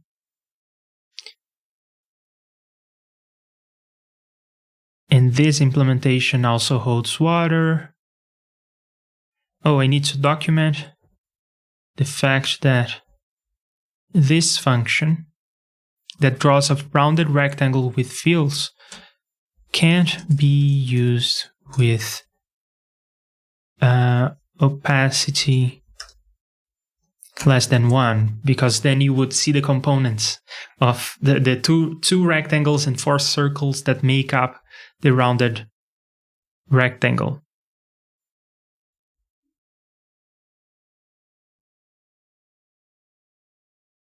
I think I prefer to have this call like this.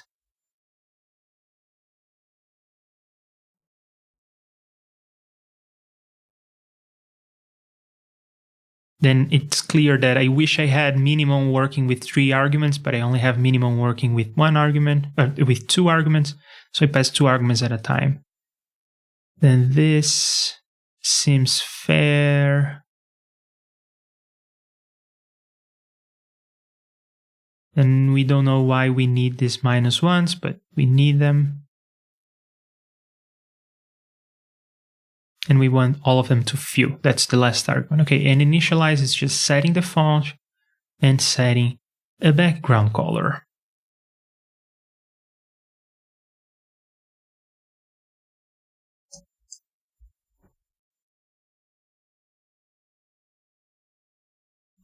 Then let's play around with this some more.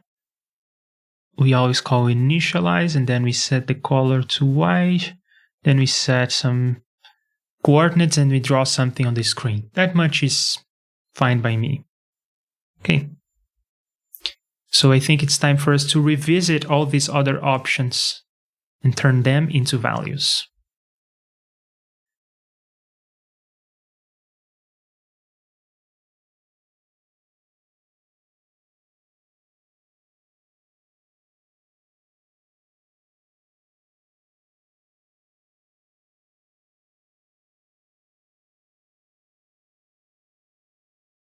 Okay, let's start with border radius.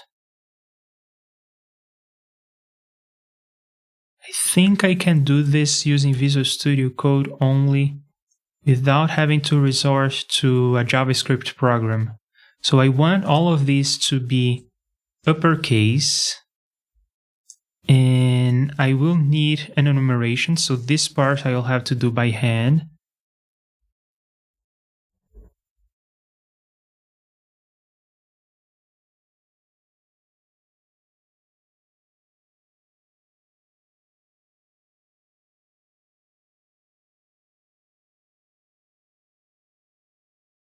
And these are pretty much an enumeration already. The issue is just that we have to have this retina multiplication. But that's the only thing that we are doing in all these spacing things.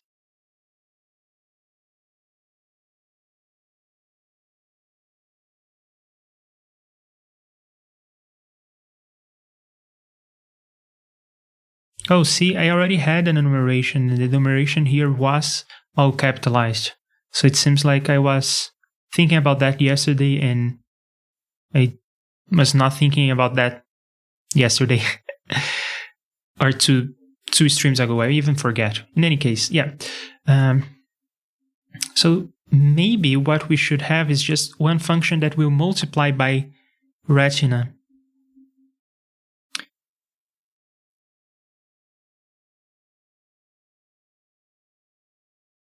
Yeah. Let's do that. Do I have any changes pending? No. So I'm going to say that I have a function that multiplies by retina, and its name needs to be short.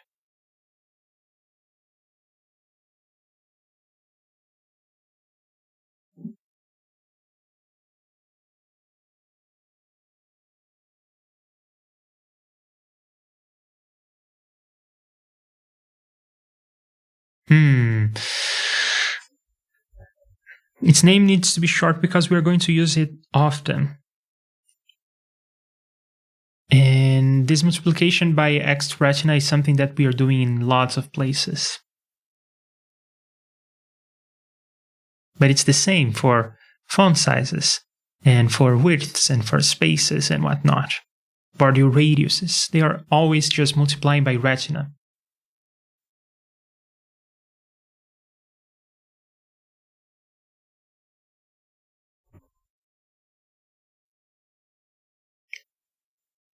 I was thinking that maybe we could have a function like L underscore, and then you give it border radius full, for instance.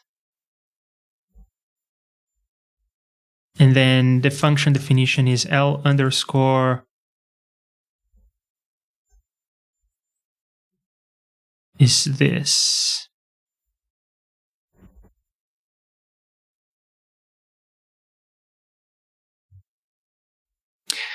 So I had this idea. It's a short name, it works, but then I have an either better, maybe worse, but I had another idea.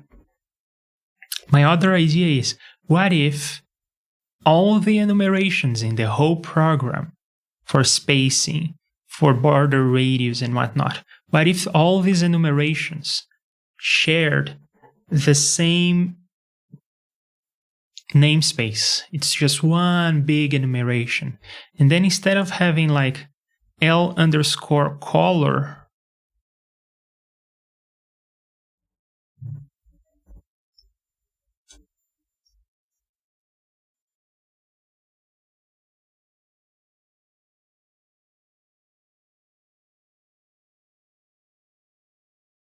not these L's underscore colors, this. Instead of having this function, I would have just one L underscore function. And that has all the possibilities in there. So if you call it with a color, it's going to change the color. If you call it with one of these arguments, it's going to return to you the value from the design system.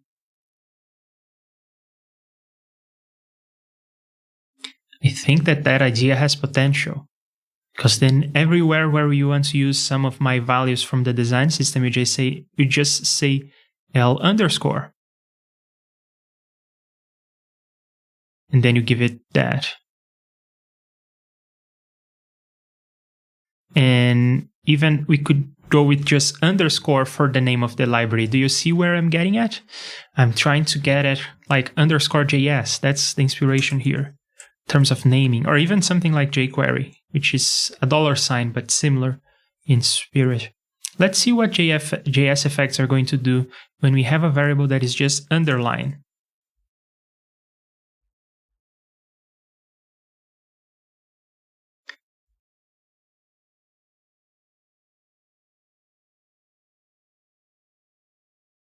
Where is it here? It's at the end. So if we had, instead of the prefix being L underscore, if the prefix was just underline, all my weird stuff would be at the end. And alternatively, can I have a function called underline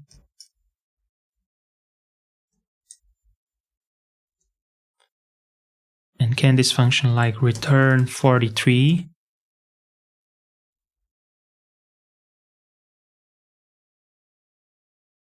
And can I have a debug variable that calls underline? In other words, is underline a valid function name? Yes, it is.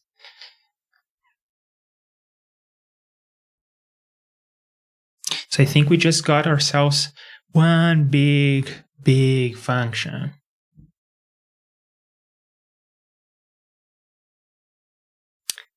Yeah, that's the direction we're taking.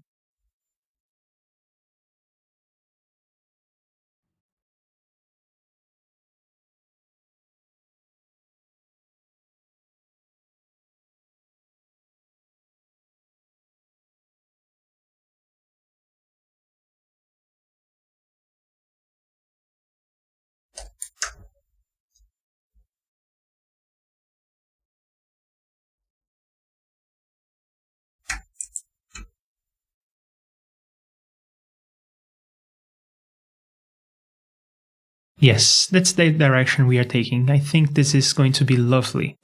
So I'm going to start with colors.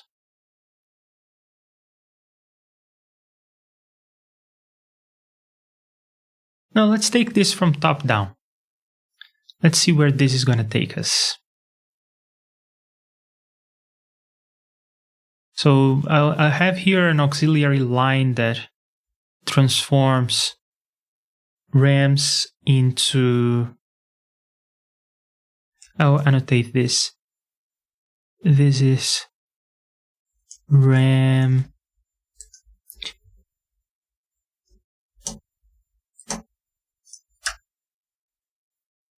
right arrow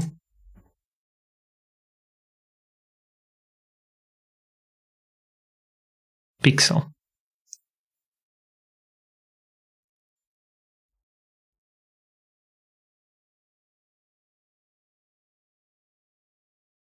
And I don't even need to console log this. Yeah. I'll just put here like ...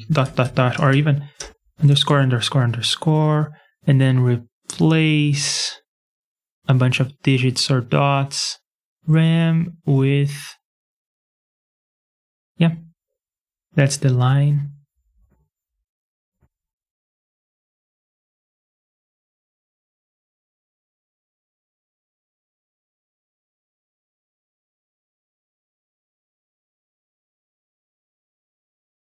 And then this font index stuff is complicated.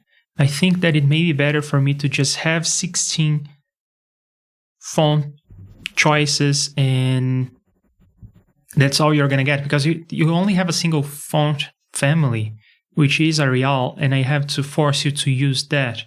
So I think I'm going to force you to use that just by saying Arial here. Then I can remove this.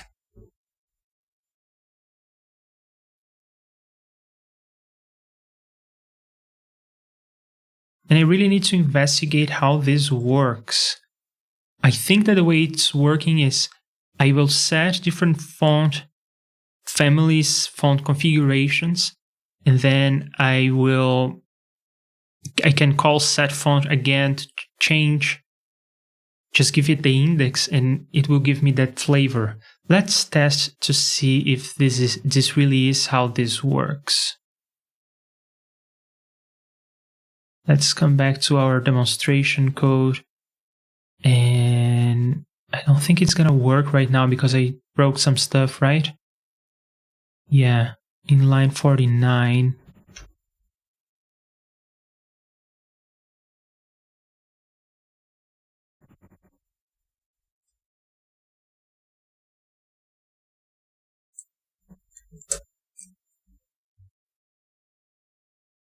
Okay, it's printing, so that is working.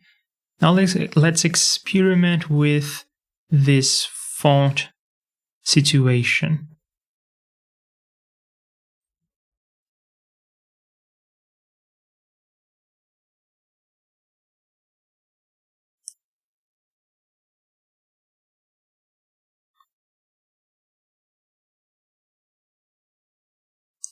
I'm gonna print in like black so it becomes easier to see. And let's experiment with the font situation. So if I set font, I have like index 1, Arial,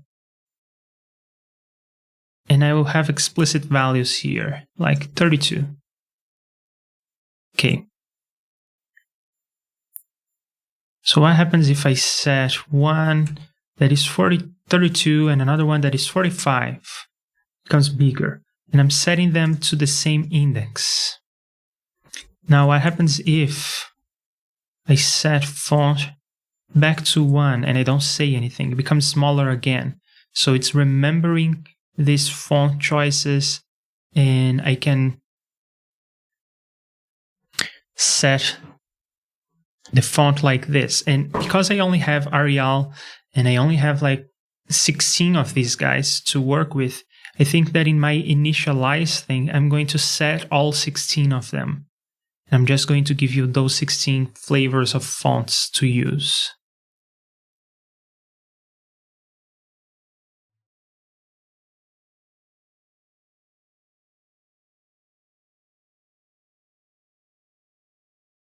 But the funny thing is that you actually have more than 16. because you can write it, you can do it like this.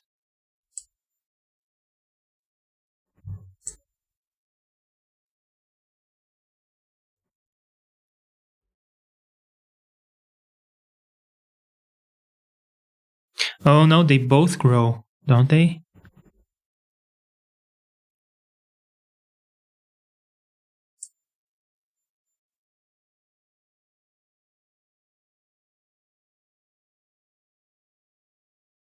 No, just one of them is growing. So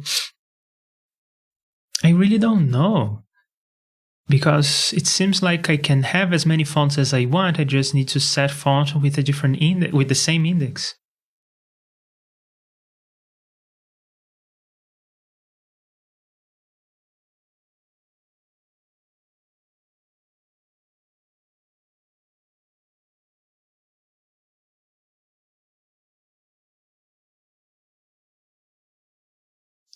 Yeah.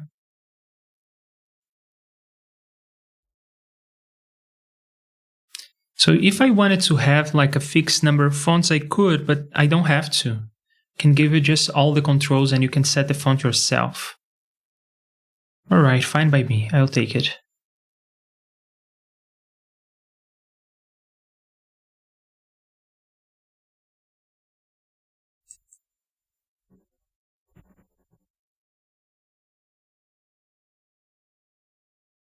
Okay, but this font index base situation here is just ridiculous. I will have just literally the number 1 there.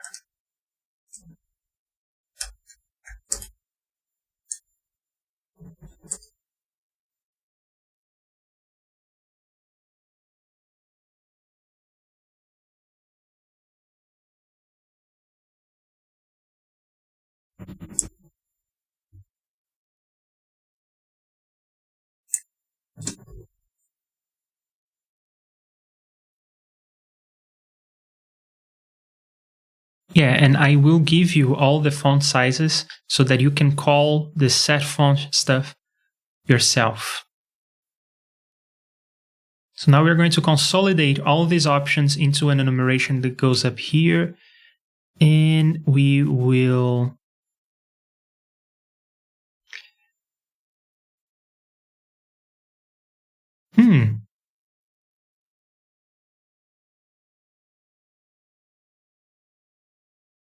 just had an idea of how to declare enumerations that is smarter than the way we are doing it here. Okay, so the issue here is I am going to start doing the enumeration for font size, but the problem is that after the font size, I'll have to do enumerations for all the other ones. And what if I want to add an enumeration in the middle? Right? So I think there is a smarter way of going about this.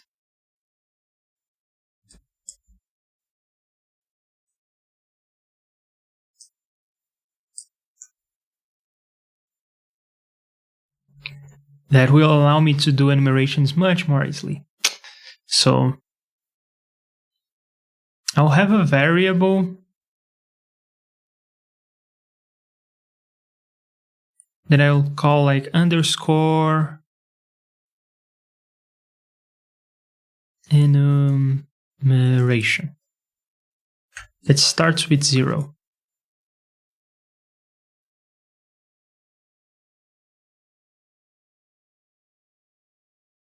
And all my stuff is going to start with underscore now. Then let me go to the part of the program where I implement colors, which is this part. And everywhere where you see these numbers, I would just do, yeah, you'll see what I will do, but I'll get there in a moment. But I can implement it differently. I can do things this way. So I can do something like,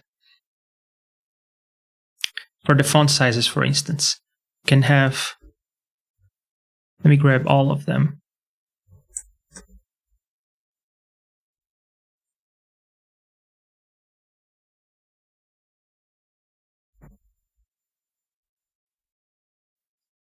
Transform them to uppercase, and then just do underscore enumeration.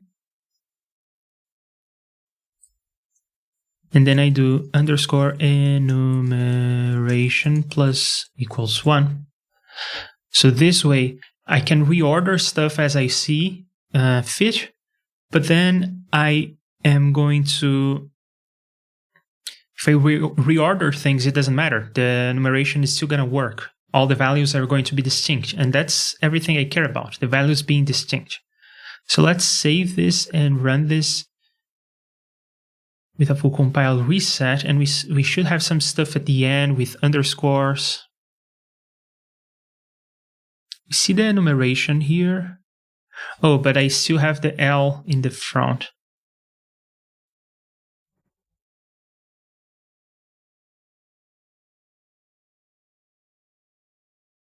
Yep, and then I have all my underscore line height, underscore font size, underscore enumeration, and so forth. And very importantly, all my font size and line heights are different numbers. So this is gonna fly, yes.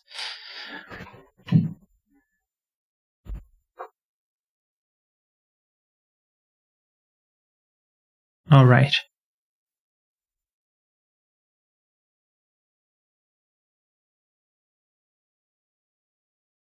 And this enumeration stuff needs to come before the definition of the underscore function. So I think that the definition of the underscore function will be the last thing in this program, in the library. Well, not the last thing in the library, but the last thing in the design system for sure. So what we need is a bunch of lines that we'll get from here. And then we can even delete all of these.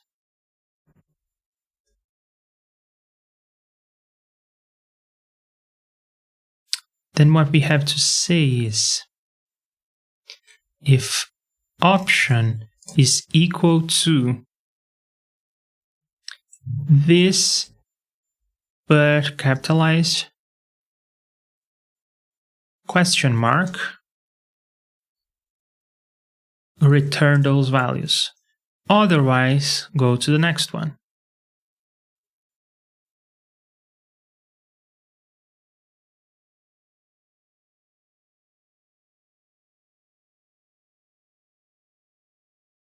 Oh, and I forgot an underline here.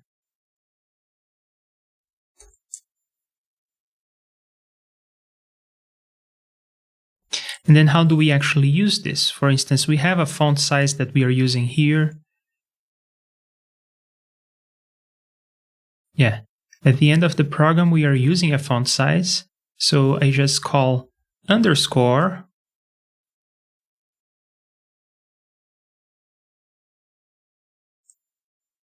of that.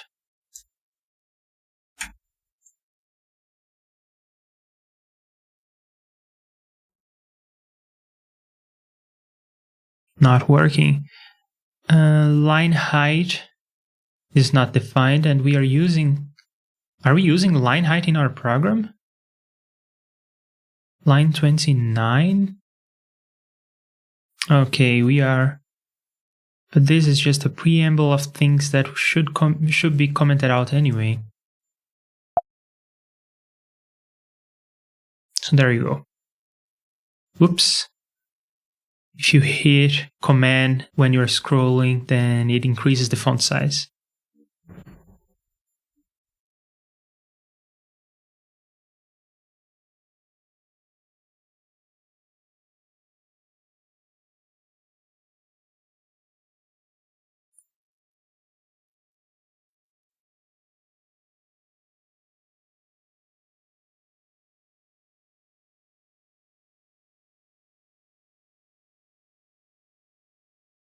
Fair. I like the way that this looks, yes. And maybe I should have something for Arial, since now I said that you were going to set fonts. Or actually I should have a function that does that for you. A wrapper around set font.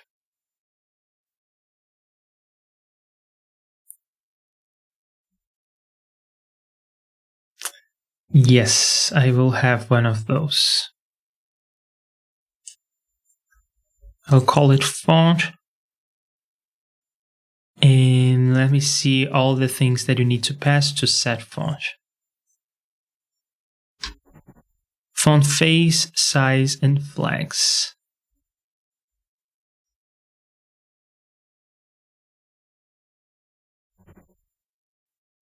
I'll call this the family, size, and flags, or well, I want to call it flags. I want to call it like styles.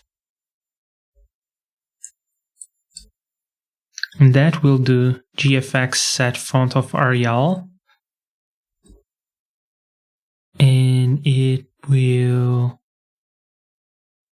just forward the family. Well, not the family. Yeah, one of the reasons is that you don't get to decide the family. It's going to be Arial. But you get to decide the size and the styles. And then over here, I should be using underscore font.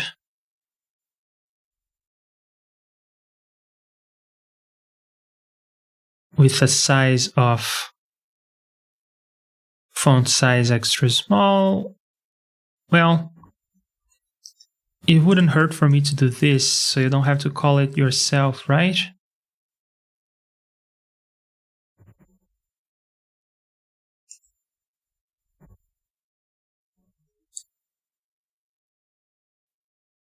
And then I need the styles as well, but I don't have them yet. So let's see what the styles are.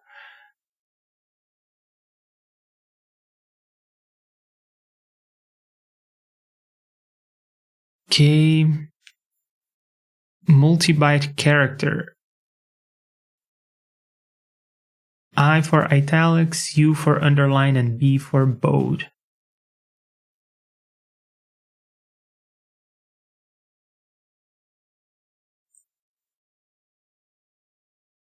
And I suppose that if you don't want anything, you can just pass an empty string. Yeah, let's see if this is going to work. Yeah, seems like everything is okay. And in these situations where we are invoking set font, we can just invoke underscore font size extra large, and then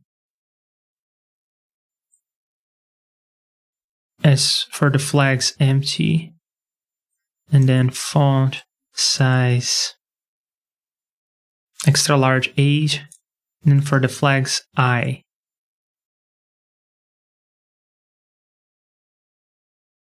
Oh, these styles, I don't have them yet, so let's not pass them through like this. An underscore needs 1 params. Oh, it is underscore font. We're setting the font. Okay.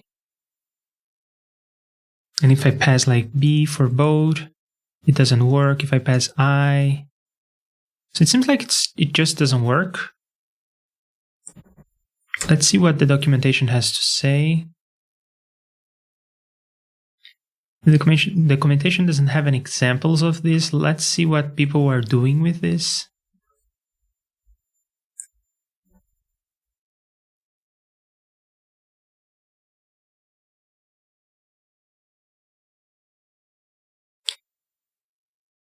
I think that they believe it works.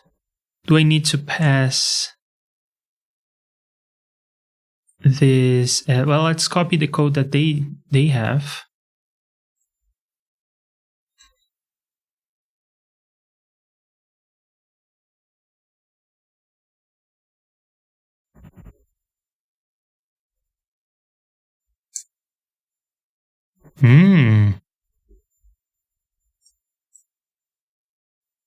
Ooh, spooky. I didn't know that that was a thing.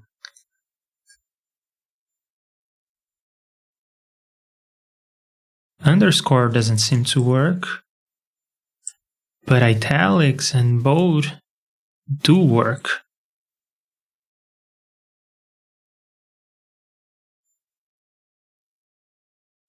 And if I want to make it bold and italic, that also works. And how is this combined?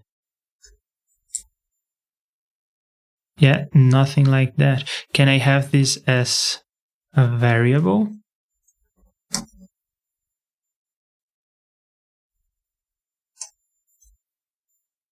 I can. Okay.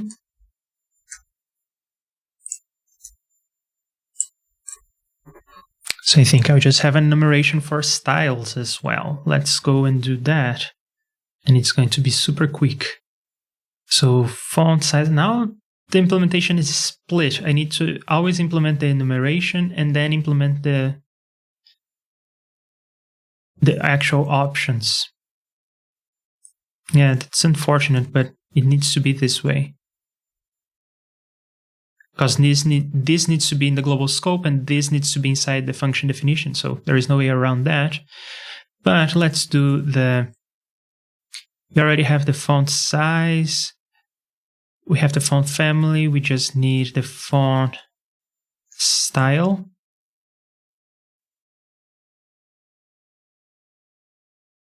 And we'll have none. And we'll have 3 variations. We'll have bold, italic, and bold italic. I didn't know that double quotes and single quotes are different things in JSFX. I kind of want to explore that. So that's 105. This is... If capital A is like 64, then I'm going to say that this is 65. Okay, yeah, whatever. So this is the binary representation of this number in ASCII, of this letter in ASCII. What happens if I have 2 of them? They're just put together. While in double quotes, this is like allocated in memory, and then the 1005 is just a weird place in memory. Awesome stuff. I didn't know that that was a thing in JSFX. So font style, we have none, bold, italic, or none is not a good name. How about we just say Roman? What does pages do?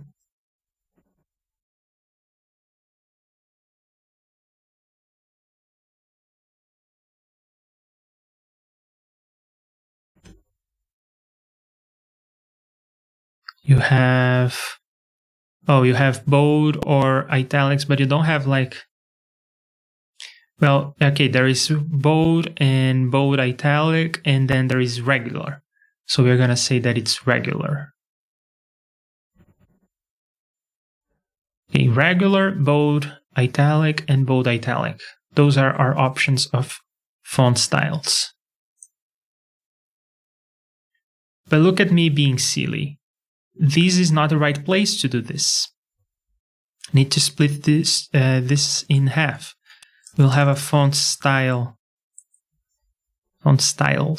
here, and we'll have a font styles there. And then we'll copy this, paste there, and we are going to change in both locations. Over here, we are going to do just this.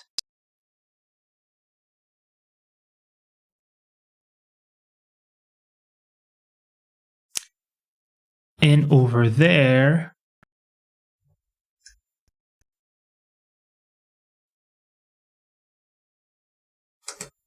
we are going to check. If we have that certain style, then return that. Otherwise, then I'll have a default value in case you pass me something that does not exist. I'll have something like an underscore error situation. And the underscore error will be at the end.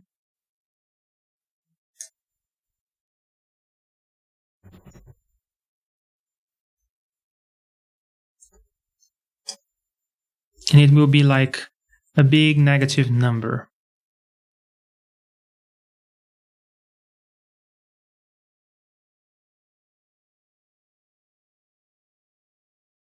And I will do something cute. I will say that if the option is equal to underscore error, I will return to you underscore error. Otherwise, I will return to you error anyway. So this way, if you pass the error through my lovely little underscore function, it will just keep returning error to you. And of course, if you pass me something that I don't recognize, which will be like any negative number, you will get back an error. Cute, huh?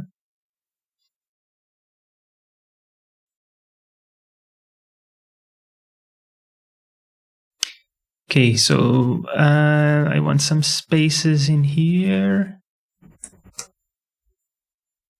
And then I actually want to give this a try. So font and style. Size and style are styles. I'm going to say style.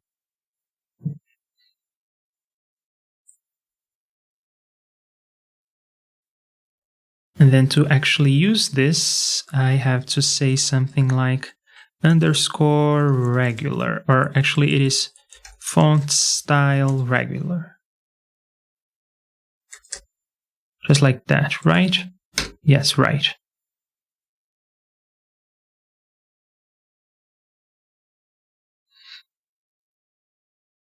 And then in the main file,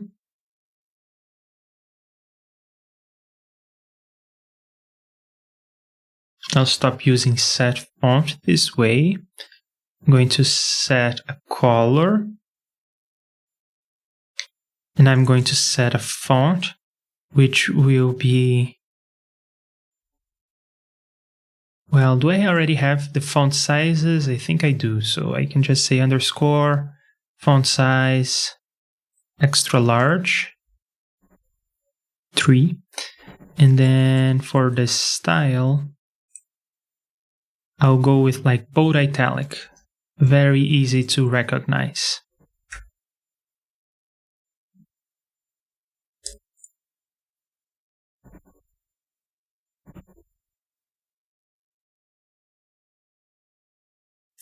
That worked. That really worked. I'm happy.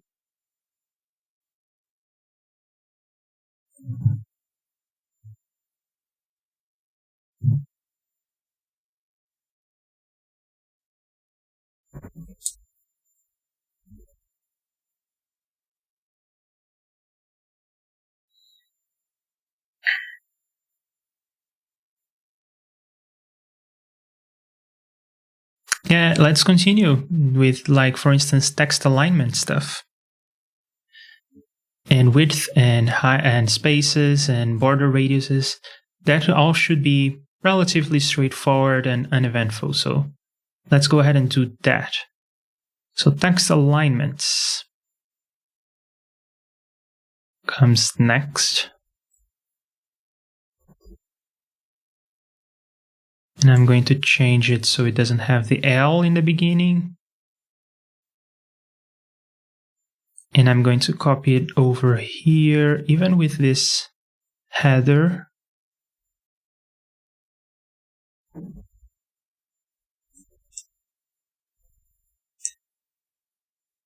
And I'm going to use the enumeration trick.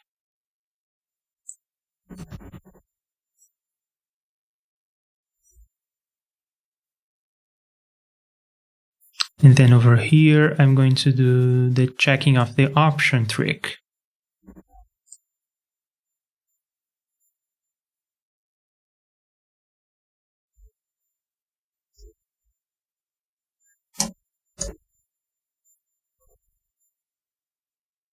Do I have like a syntax error of sorts? No. Then let's do widths.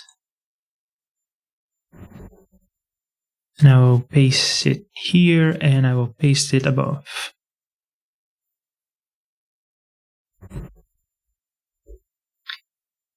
Over here, I am going to change this to be just underscores, and I will change all of them to be uppercase. And these are not functions, they are this enumeration trick.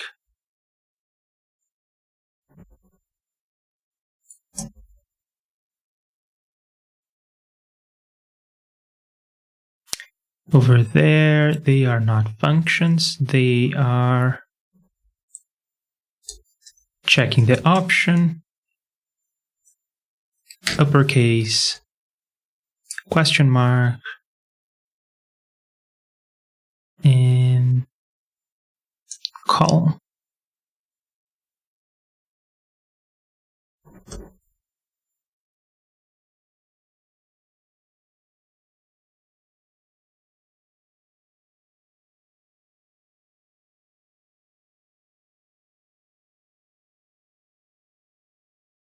Yeah, I look at this and it sparks joy. I think it makes a lot of sense. Maybe I don't need the parentheses on this one.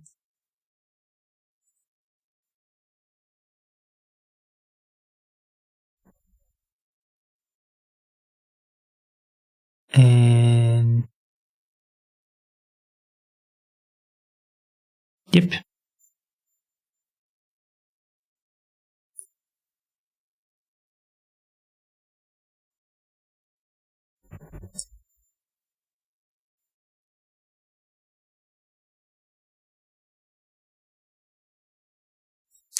We're almost finished. There is only border radius and one more, what is it? Spaces and border radius. Then we'll be good to go.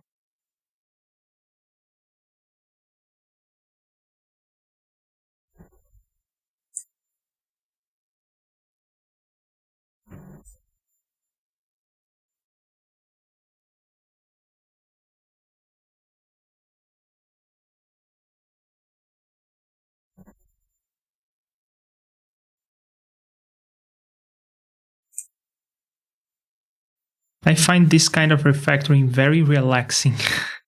It's almost therapy. Not really, but almost.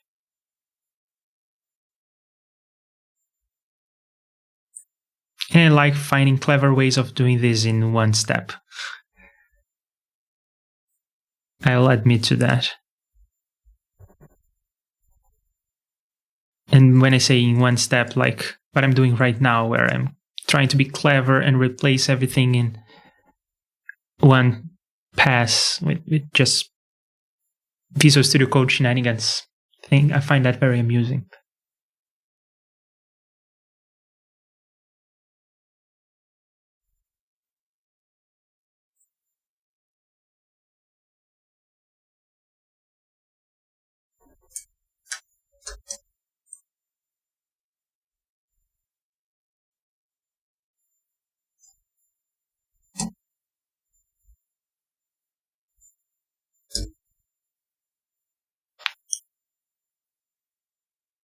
And another thing that I like about having the error at the end is, first, it's going to alert you if you do something wrong, but also all these sections end with column, which is important for me. The symmetry is something that I appreciate.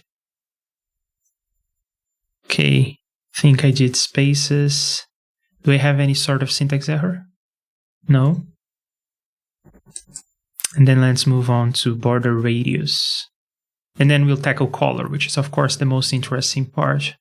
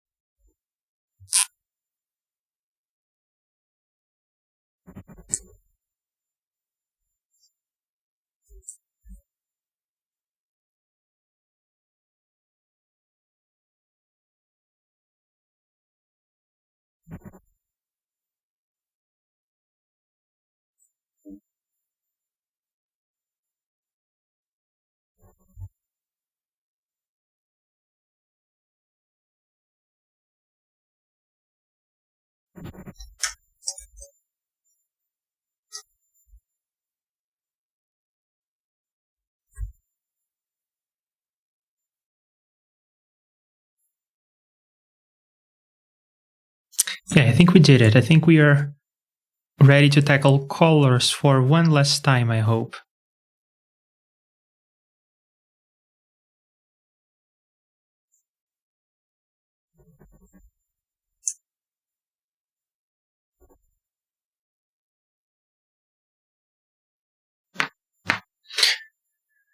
And then when we are done with colors, we'll be done with almost everything. Yeah.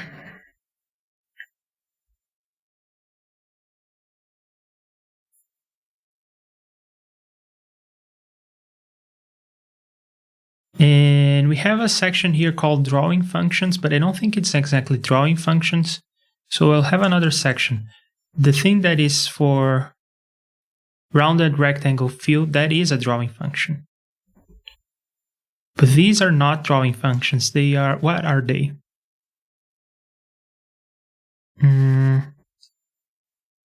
Style setters.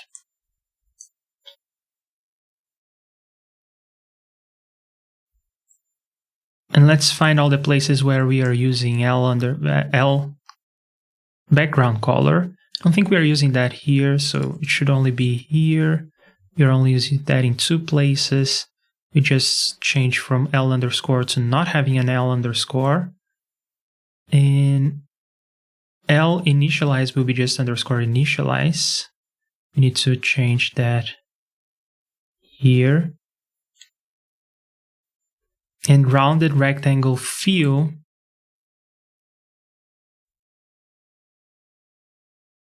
I will rename to just rounded rectangle fill. And I'm sure there will be some instances over here as well. So I just change all of them. Now, with the exception of color, I think we renamed everything to L, from L underscore to just L, to just underscore.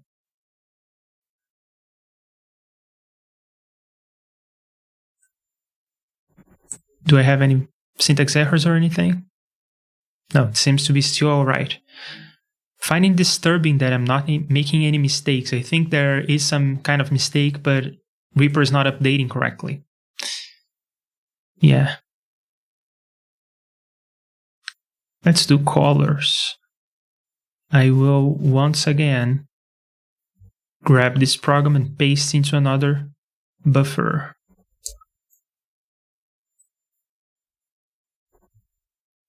Arya says, oh, wow, still going. Yeah, I'm still going.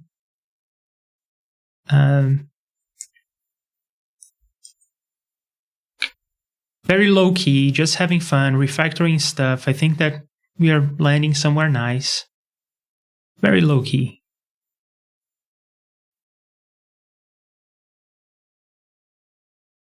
So everywhere where we have L underscore, we'll just have underscore. And when we have this enumeration thing here, we can paste in that enumeration trick.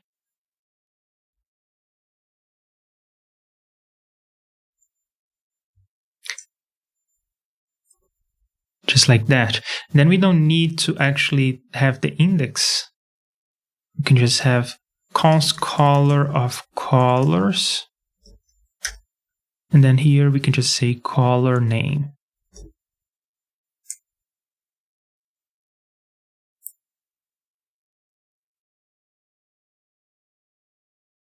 Then let's see.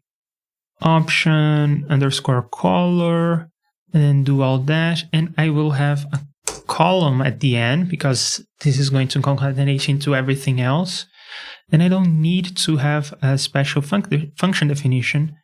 I can just join stuff, join all the conditions with new lines.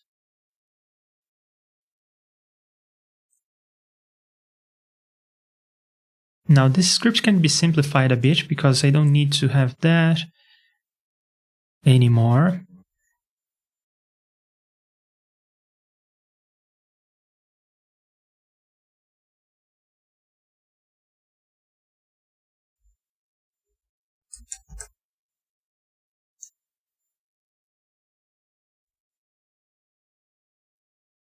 Yeah, let me review the script. So I have my CSS. Then I'm going to parse the CSS to get the colors by splitting, filtering, mapping, getting the colors with a regular expression, parsing the red, green, and blue, getting the name of the color, to uppercase, blah, blah, blah.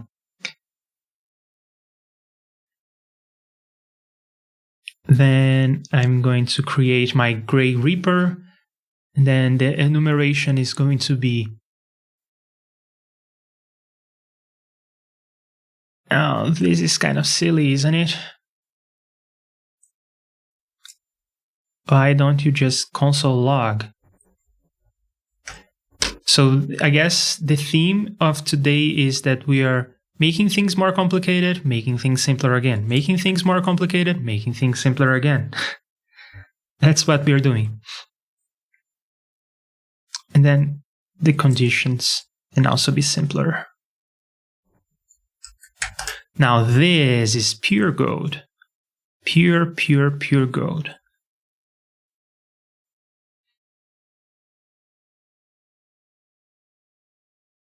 Oh, that's awesome. I really love this script. I love it to pieces. Let's find the place in the enumeration where we want to do this. Oh, this will be colors. And oh no, I have too many new lines. Oh, the console log already has a new line at the end. So all I gotta do is this.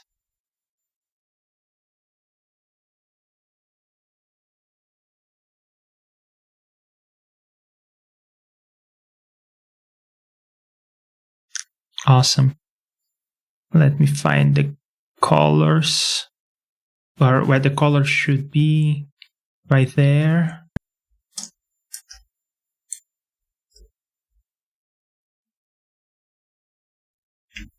I will also remove all this colors stuff.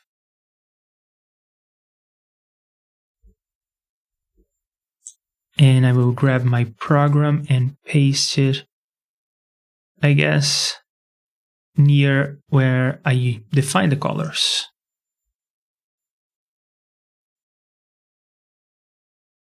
There. And then I can remove my AJS file.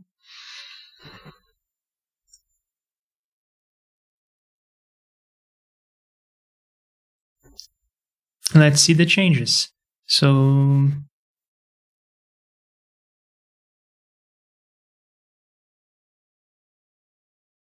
this change log is not good. I did not really capture what I did. So let's just hope that I did everything right.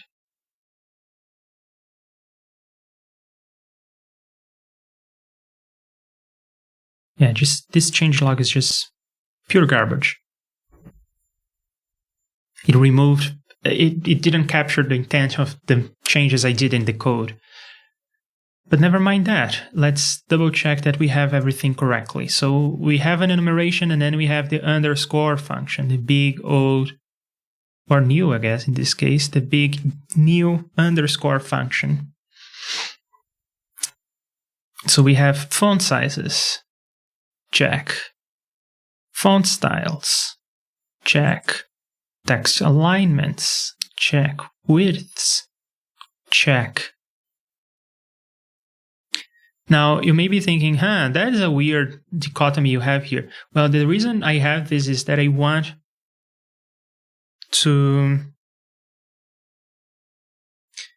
all my stuff to be values, and some of these things can only exist at runtime, so I want my width to be a value, but I cannot calculate the value right away. So that's why I have an enumeration. I go through the underscore function. So in some situations, it's superfluous, like this could be just a variable right away. But because this cannot, I think it's advantageous to have this as a function that receives any kind of argument and transforms and does the right thing. And in some cases, it's going to return a value that you care about. In some cases, it's going to perform an action that you care about. But in any case, it's going to set the color or whatever it is that you are setting. So it's a consolidated approach and just one function to call, underscore. The underscore function is the design system. Okay, so we have widths, spaces, border radiuses, and colors. Yeah, let's see if this is working. And then we have our styles setters, or I guess it's style setters. No, styles setters for background color and for font. And I have them as special things because they have to wrap around weird Reaper APIs. For instance, JSFX clear and JSFX set font. Then I have some auxiliary drawing functions, and then I have initialize, and I set the font using our setter. And I just say that I want to use the font size extra small and the font size irregular. And here, not font size, font style regular. And here background color, I just pass the color, which is going to be passed to L_color. No, it's going to be passed to just underscore. And then use JSFX clear and then reset everything.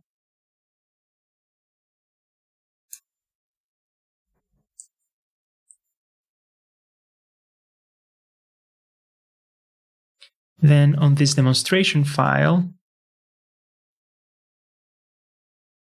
I import, and then I have an enumeration here already. So I could just use the enumeration trick.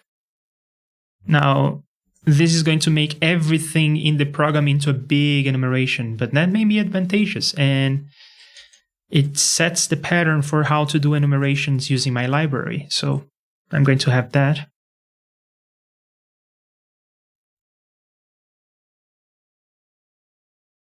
I guess I could extract this into a function, underscore enumeration.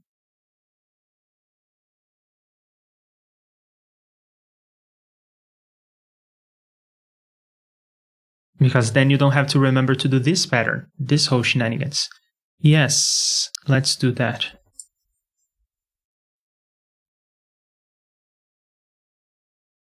So I guess it's going to be one of the first things in my library because it has to come first, right? So one question I have is, can I have like underscore enumeration as a value and underscore enumeration as a function as well? Is that going to work? Let's find out.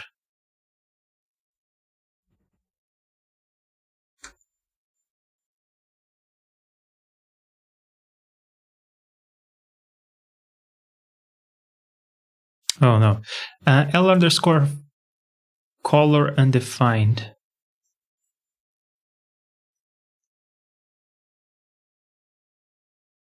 Because it's only an issue here, so I can just do this.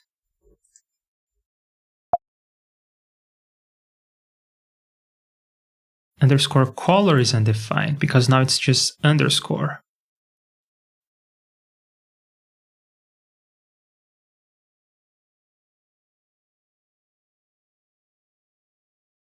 Now, this background is black, so that's not really working. Let's look at the values for all our enumeration things. Oh no, let's just call enumeration a bunch of times to see if we get different values. Yes, so it seems like case function names are case sensitive.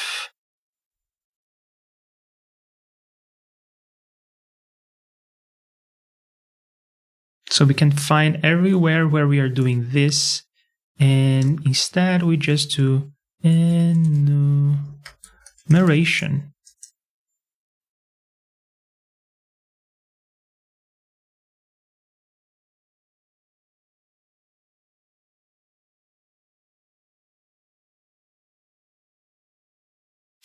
Just double checking that the replacement makes sense, and I think it does. So we can save this.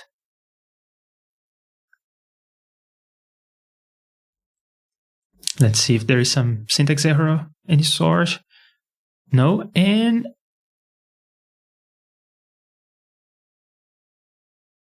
Another concern is when I save, is it going to rerun everything in my imported file? But it seems like no, I can save as many times as I want and the values remain the same. So yes, this enumeration trick is going to work. And then in this file, we can just use underscore enumeration.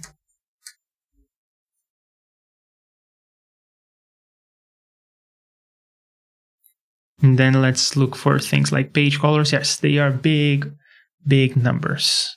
Alrighty, so we sort of defined a data structure as well. Let's start a new section in our design system or in our library, which is, what is it? It is data structures. And I believe that this variable needs to come here to make it clear.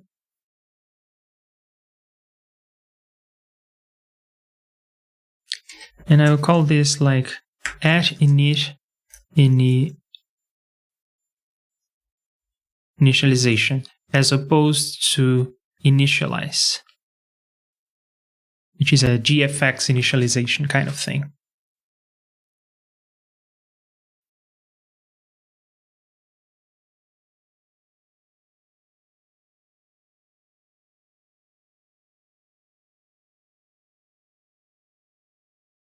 Now that I made this into a function,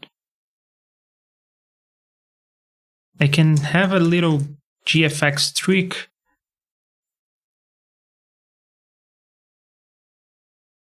Nah.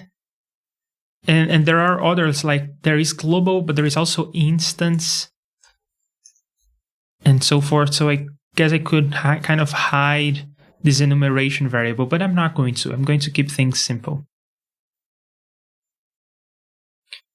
Now we just need to understand why this is not working. So I have my slider, I import my library, I do the initialization using the enumeration, which is going to give me new values every time. It's perfect. Then I have my initialize that I have to call. Well, initialize is not a perfect name. I think it should be initialize JSFX. We may need to have like initialize sliders or some other sort of thing. So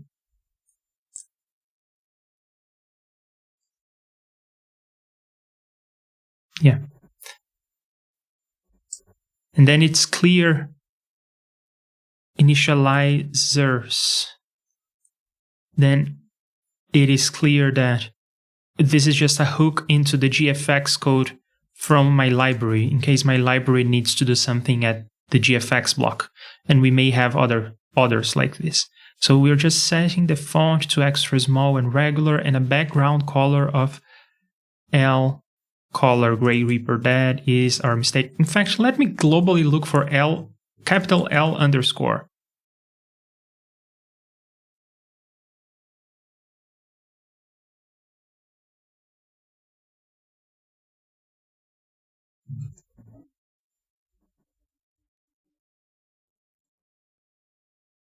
Yeah, okay. So maybe prefix just with underscore to make variable names show up. Exactly. And you must call the initializers. There may be multiple. So with that, we're back. It's working.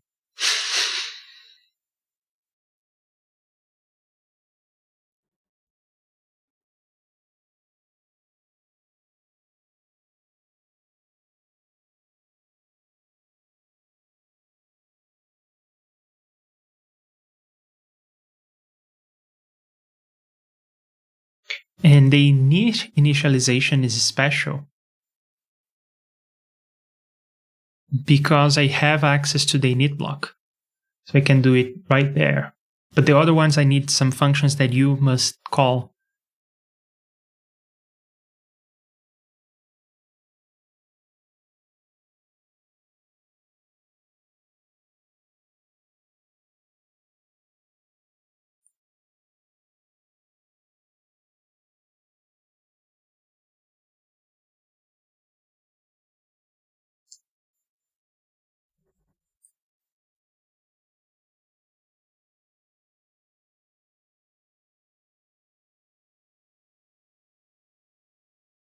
Yeah, I was thinking that maybe we could do some of this in the init block, but no, this needs access to a size which is only available when we have access to the retina situation, which we only have access in the JSFX block. And this is going to use JSFX variables, so it also makes sense to have only the JSFX block. So all of that is perfect. Now let's come back here. We do initialize JSFX, and then we get the black color. Then we set a font, and then this is just for demonstration of, this was just for experimentation, really.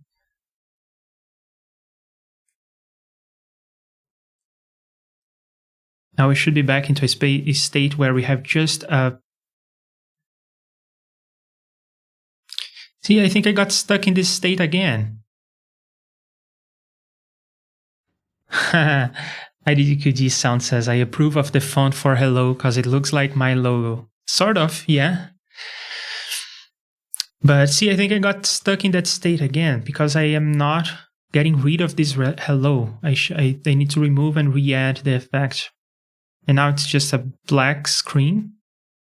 That is also incorrect. It should be a gray screen.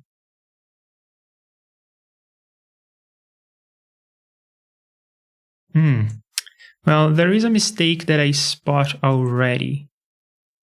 Let's go to the definition of all the functions. So the mistake that I spotted is these variables should not be here. They're not global variables. They're local to a function definition. So this is global. That is correct. In fact, I may even have this like global enumeration. I think that it works by default, but it's good to have this as like clear indication that I am doing this with a global variable. Then this only has an option and a bunch of global stuff, but that's all right. Then here we have just those, and that's all right. But here we have something that is local, so I should say local for these three variables.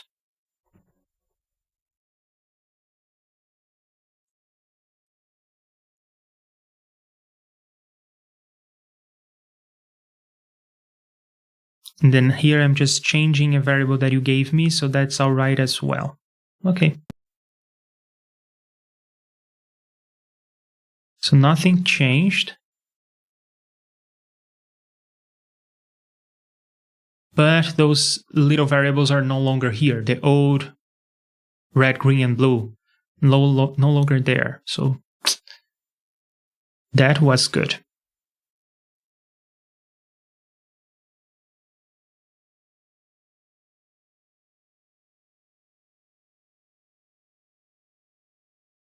Now, I guess the next question is, why is this screen black when it should have been gray?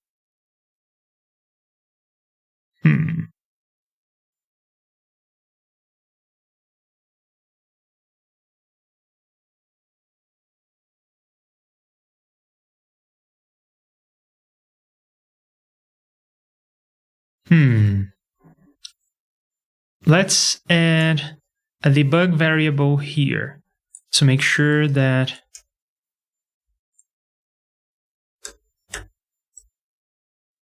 this part is being executed.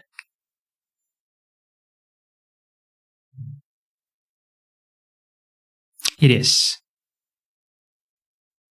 Now let's remove the debug variable from there.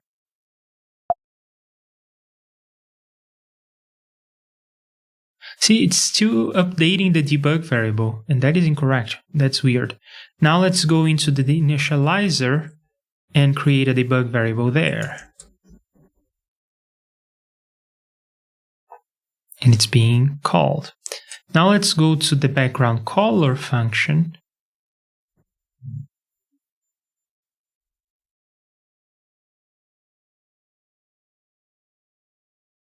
I will rename this variable like background color just to make sure. Yeah, right, okay. So it is getting here. Now, after I have run the underscore function, my RGB should not be 0 or 1. Well, I'm adding, and that's not helping, but it's already a fractional value, so it seems like that is working. Then I'm saying GFX clear with these numbers.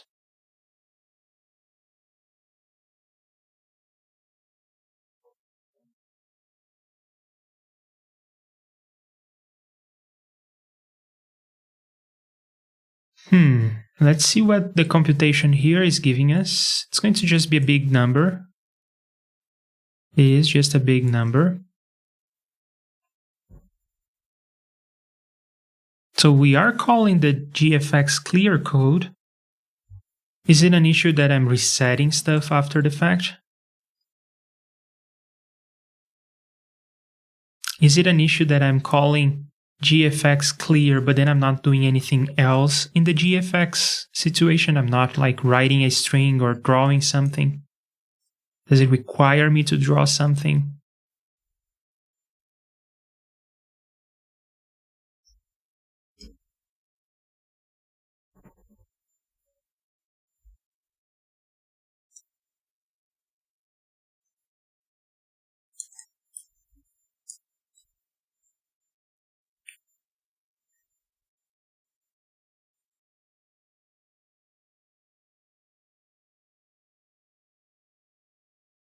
Okay, it requires me to draw something. But that's all right, because we are going to.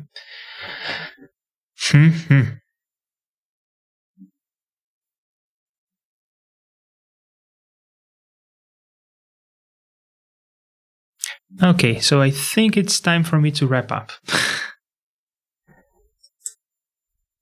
So I started with a palette on the screen, or I started with one box on the screen, then I had a palette on the screen, then I broke everything, and now we have a square on the screen. Isn't that progress? If that's not progress, I don't know what progress looks like.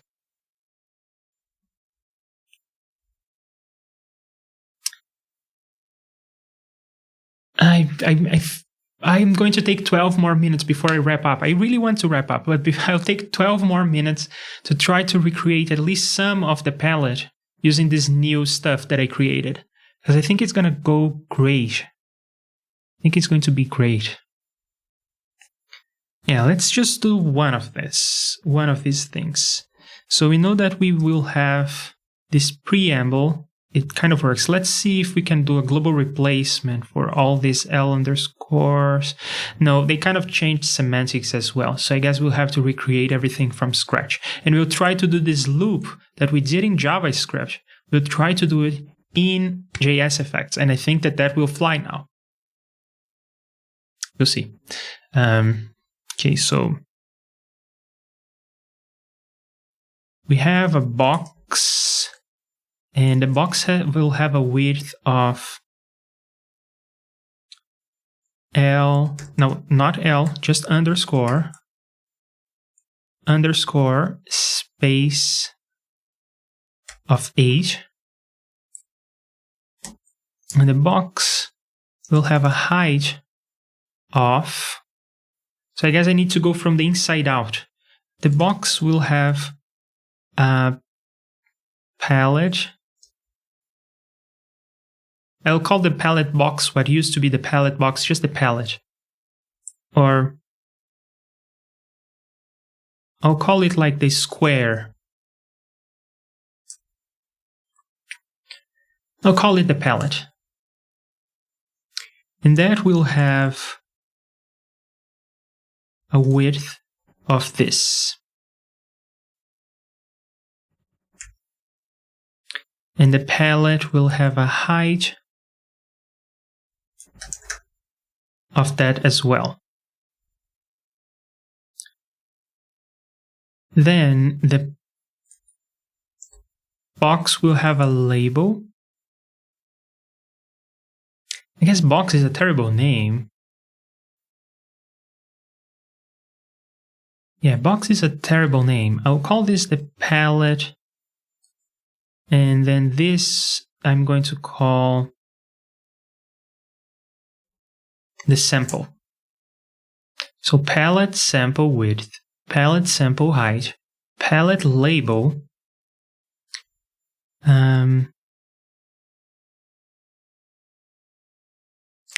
margin top. So my things are going to have margin tops, never margin bottoms, as much as I can avoid them. Having an unidirectional margin situation helps. So the margin top will be a space of 1 and a palette label will have a height of font size extra small. That's a thing, right? It is a thing. Well, the height will not be the font size, it will be the line height extra small.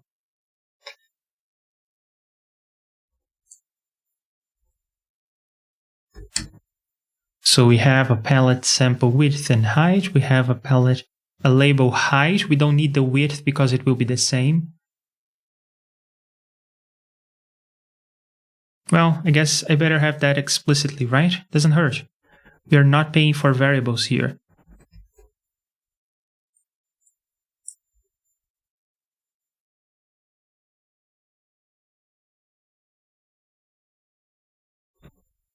Yeah, and now I like the way that this reads. It kind of reads like the code, like the thing we are going to see. It has a box, or the sample, then it has a label with a margin top to separate, then it has these two dimensions as well. I guess I can call this the gap, the palette gap. Okay, and then the width of the whole thing will be the palette width. Well, that is going to be equal to that. And the palette height will be equal to the height of the sample plus the gap plus the label height. And then we'll also need a padding, which I'm going to say will be a space of 4. Now we have all the dimensions. Let's try to draw one single of these boxes. Let's define a color, which will be teal 400. And then let's JSFX rect2, not just rect, from, let's go from palette padding to, and have a size of this, and then let's move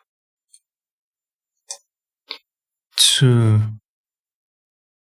I guess I will have something like a palette X that will start at padding, and a palette Y that will also start at padding, and then here I'm going to use X, and there I am going to use Y, and then the JSFX to draw the text will be the palette X, the JSFX Y will be the palette Y plus the height of the palette sample plus the gap. And then I JSFX draw a string of 400. I add, do I need to say a dimension or a position? I need to first give the flags, and then right, and then bottom. So my position will be this, and it changed. And it needs the underscore function as well. And then for the right, it will be JSFX X plus the label width. And for the height, it will be Y plus the label height. And this is my bottom. And I want to give this a different color, which will be gray warm 700. Boy, oh boy, let's see if this works. Okay, something is on the screen. We'll see. Aria asks, will you also make stock box sizes in your library, like a small box, medium box, etc., for a quick box? Yeah, we have sizes. Yes, we have sizes. I'm not going to prescribe the sizes of boxes, but we have certain sizes that work in situations, like to space between things, to give the size of a box. So yeah, that's more or less what we are doing. Now, both elements are drawn on the screen, but not in the right locations. So let's debug this. Let's see. Width and height for the palette sample as a whole, or for this part. Then a gap, then a width and height for the label, then a width for the whole thing, a height for the whole thing, and then a spacing between these things, which we are not using yet. Then the palette X and Y. Oh, I have double underscores here, so they become 0. There you go. Now, of course, I don't want to use just a rectangle. I want to use my rounded rectangle. And it expects X and Y and width and height, but also a radius. So let's give this border radius. I think we went with base last time. And there you have it. We have one square on the screen again. I think that's where we started the stream. So it's fair that we end here as well. This font seems too big. Am I on extra small? I am. Can I go even smaller? Will that make sense? Is it extra small too, like this? Yes. Yeah, even going extra small too makes sense. Yeah, so that's what I'm going to go with.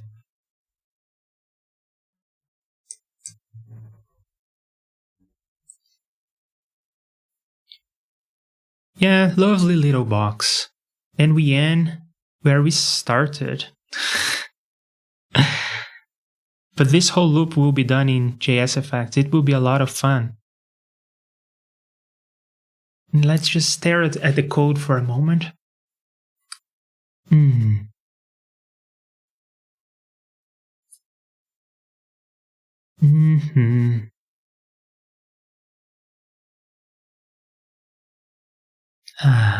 This looks great.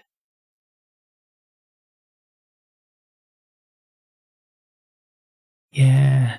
Yep. Pretty good stuff. I love it. So let's start wrapping this up.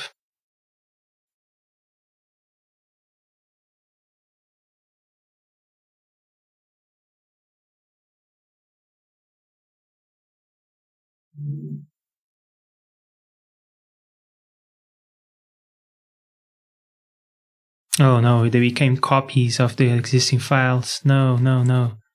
Not what I wanted.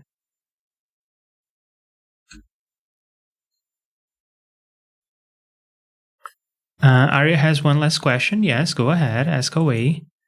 I'm still committing what we did today. Yes, the name of the library is going to change. It will be just underscore now. But we'll push what we have. And now you can follow along on GitHub, and that's the story for today. Oh man, that was a lot of work to come back to where we started, but I'm very proud of what we are doing. Now, all the elements in the design system are values that you can manipulate, and that can be useful. Yeah, that can go places. Yeah. Okay, so Arya has one final question, which is, so if I make a JSFX using this, the user still has to also download the library, right? Well, the library needs to be in place, but the user doesn't have to download the library manually. You can just ship the library along with your JSFX using REAPER. In fact, you can see, for instance, Geraint's plugins depend on his library, and if you watch REAPER when you're installing his effects, you can see that it's downloading a bunch of this -inc files for the libraries. Will it be possible to make something so that I use this for design, but in the end it just replaces every variable it got from the library and replaced with hard numbers, so the JSFX would work on its own? Well, these are two separate questions. As I said, you can shift the library along with your code. So that's what I'm going to do, and I expect most people to do. So that's that.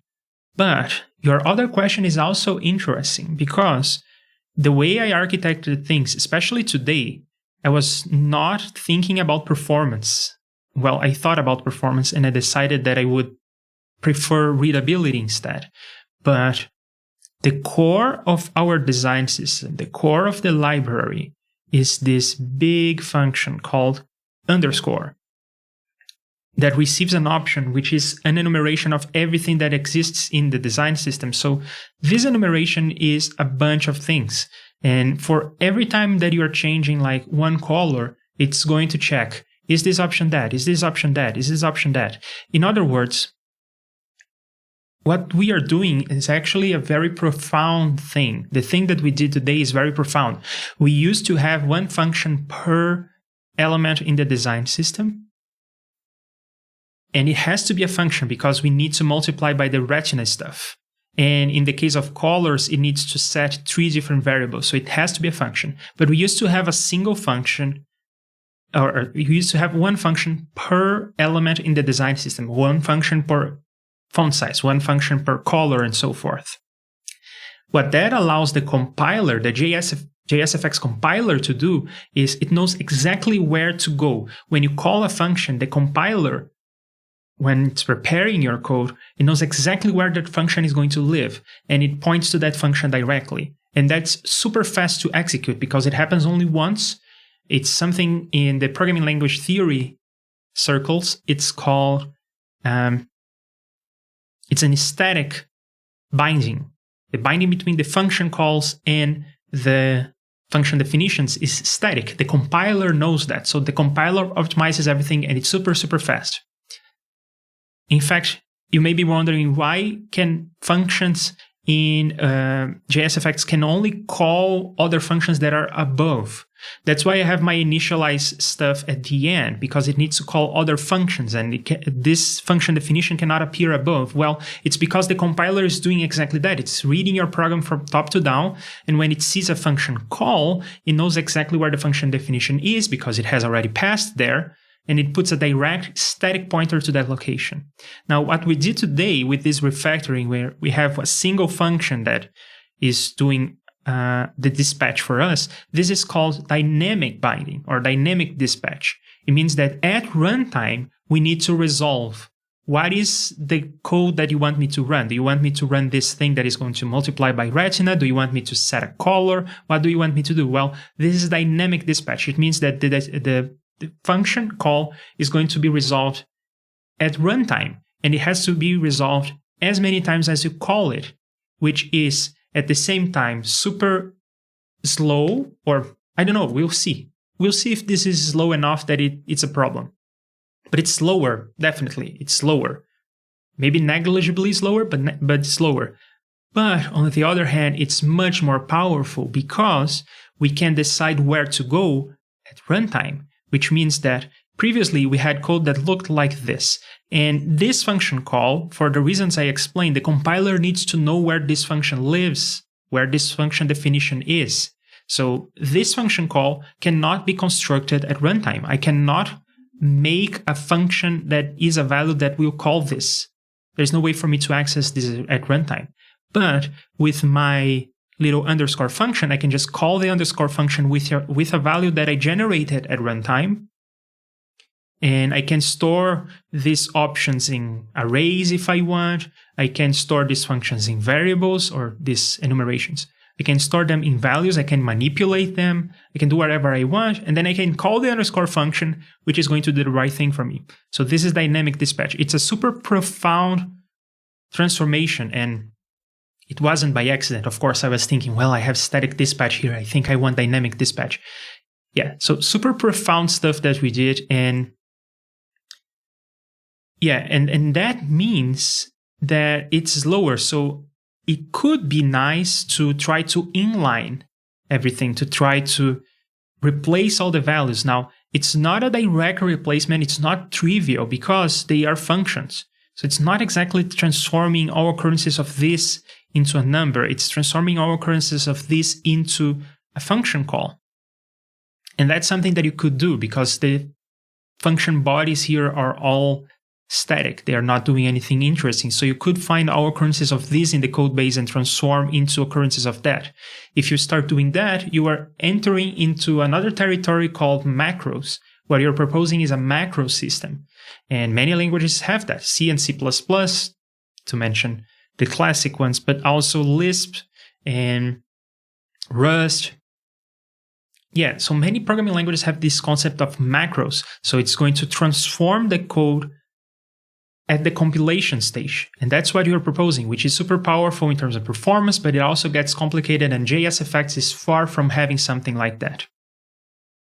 But it cannot replace with hard numbers. It would have to replace with snippets of code. For instance, this is not a hard number. It's a snippet of code.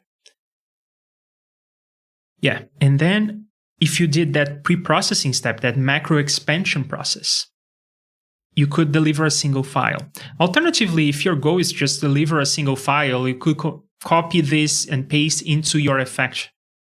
It amounts to the same, really. When you say import here, it's pretty much under the hood doing exactly that. It's copying and pasting code like that. So yeah, so I hope that this answers all your questions, and I wish you all a great weekend. I'm out of here. Thank you all for being here and supporting me. And on Monday at the same time, I'm going to continue this. And I suppose that the goal for Monday is again to make the palette work. But now in JSFX itself. So this code will be hopefully much simpler and nicer to work with. And yeah, that is that. I am going to sign out now. Thank you all for being here. Bye.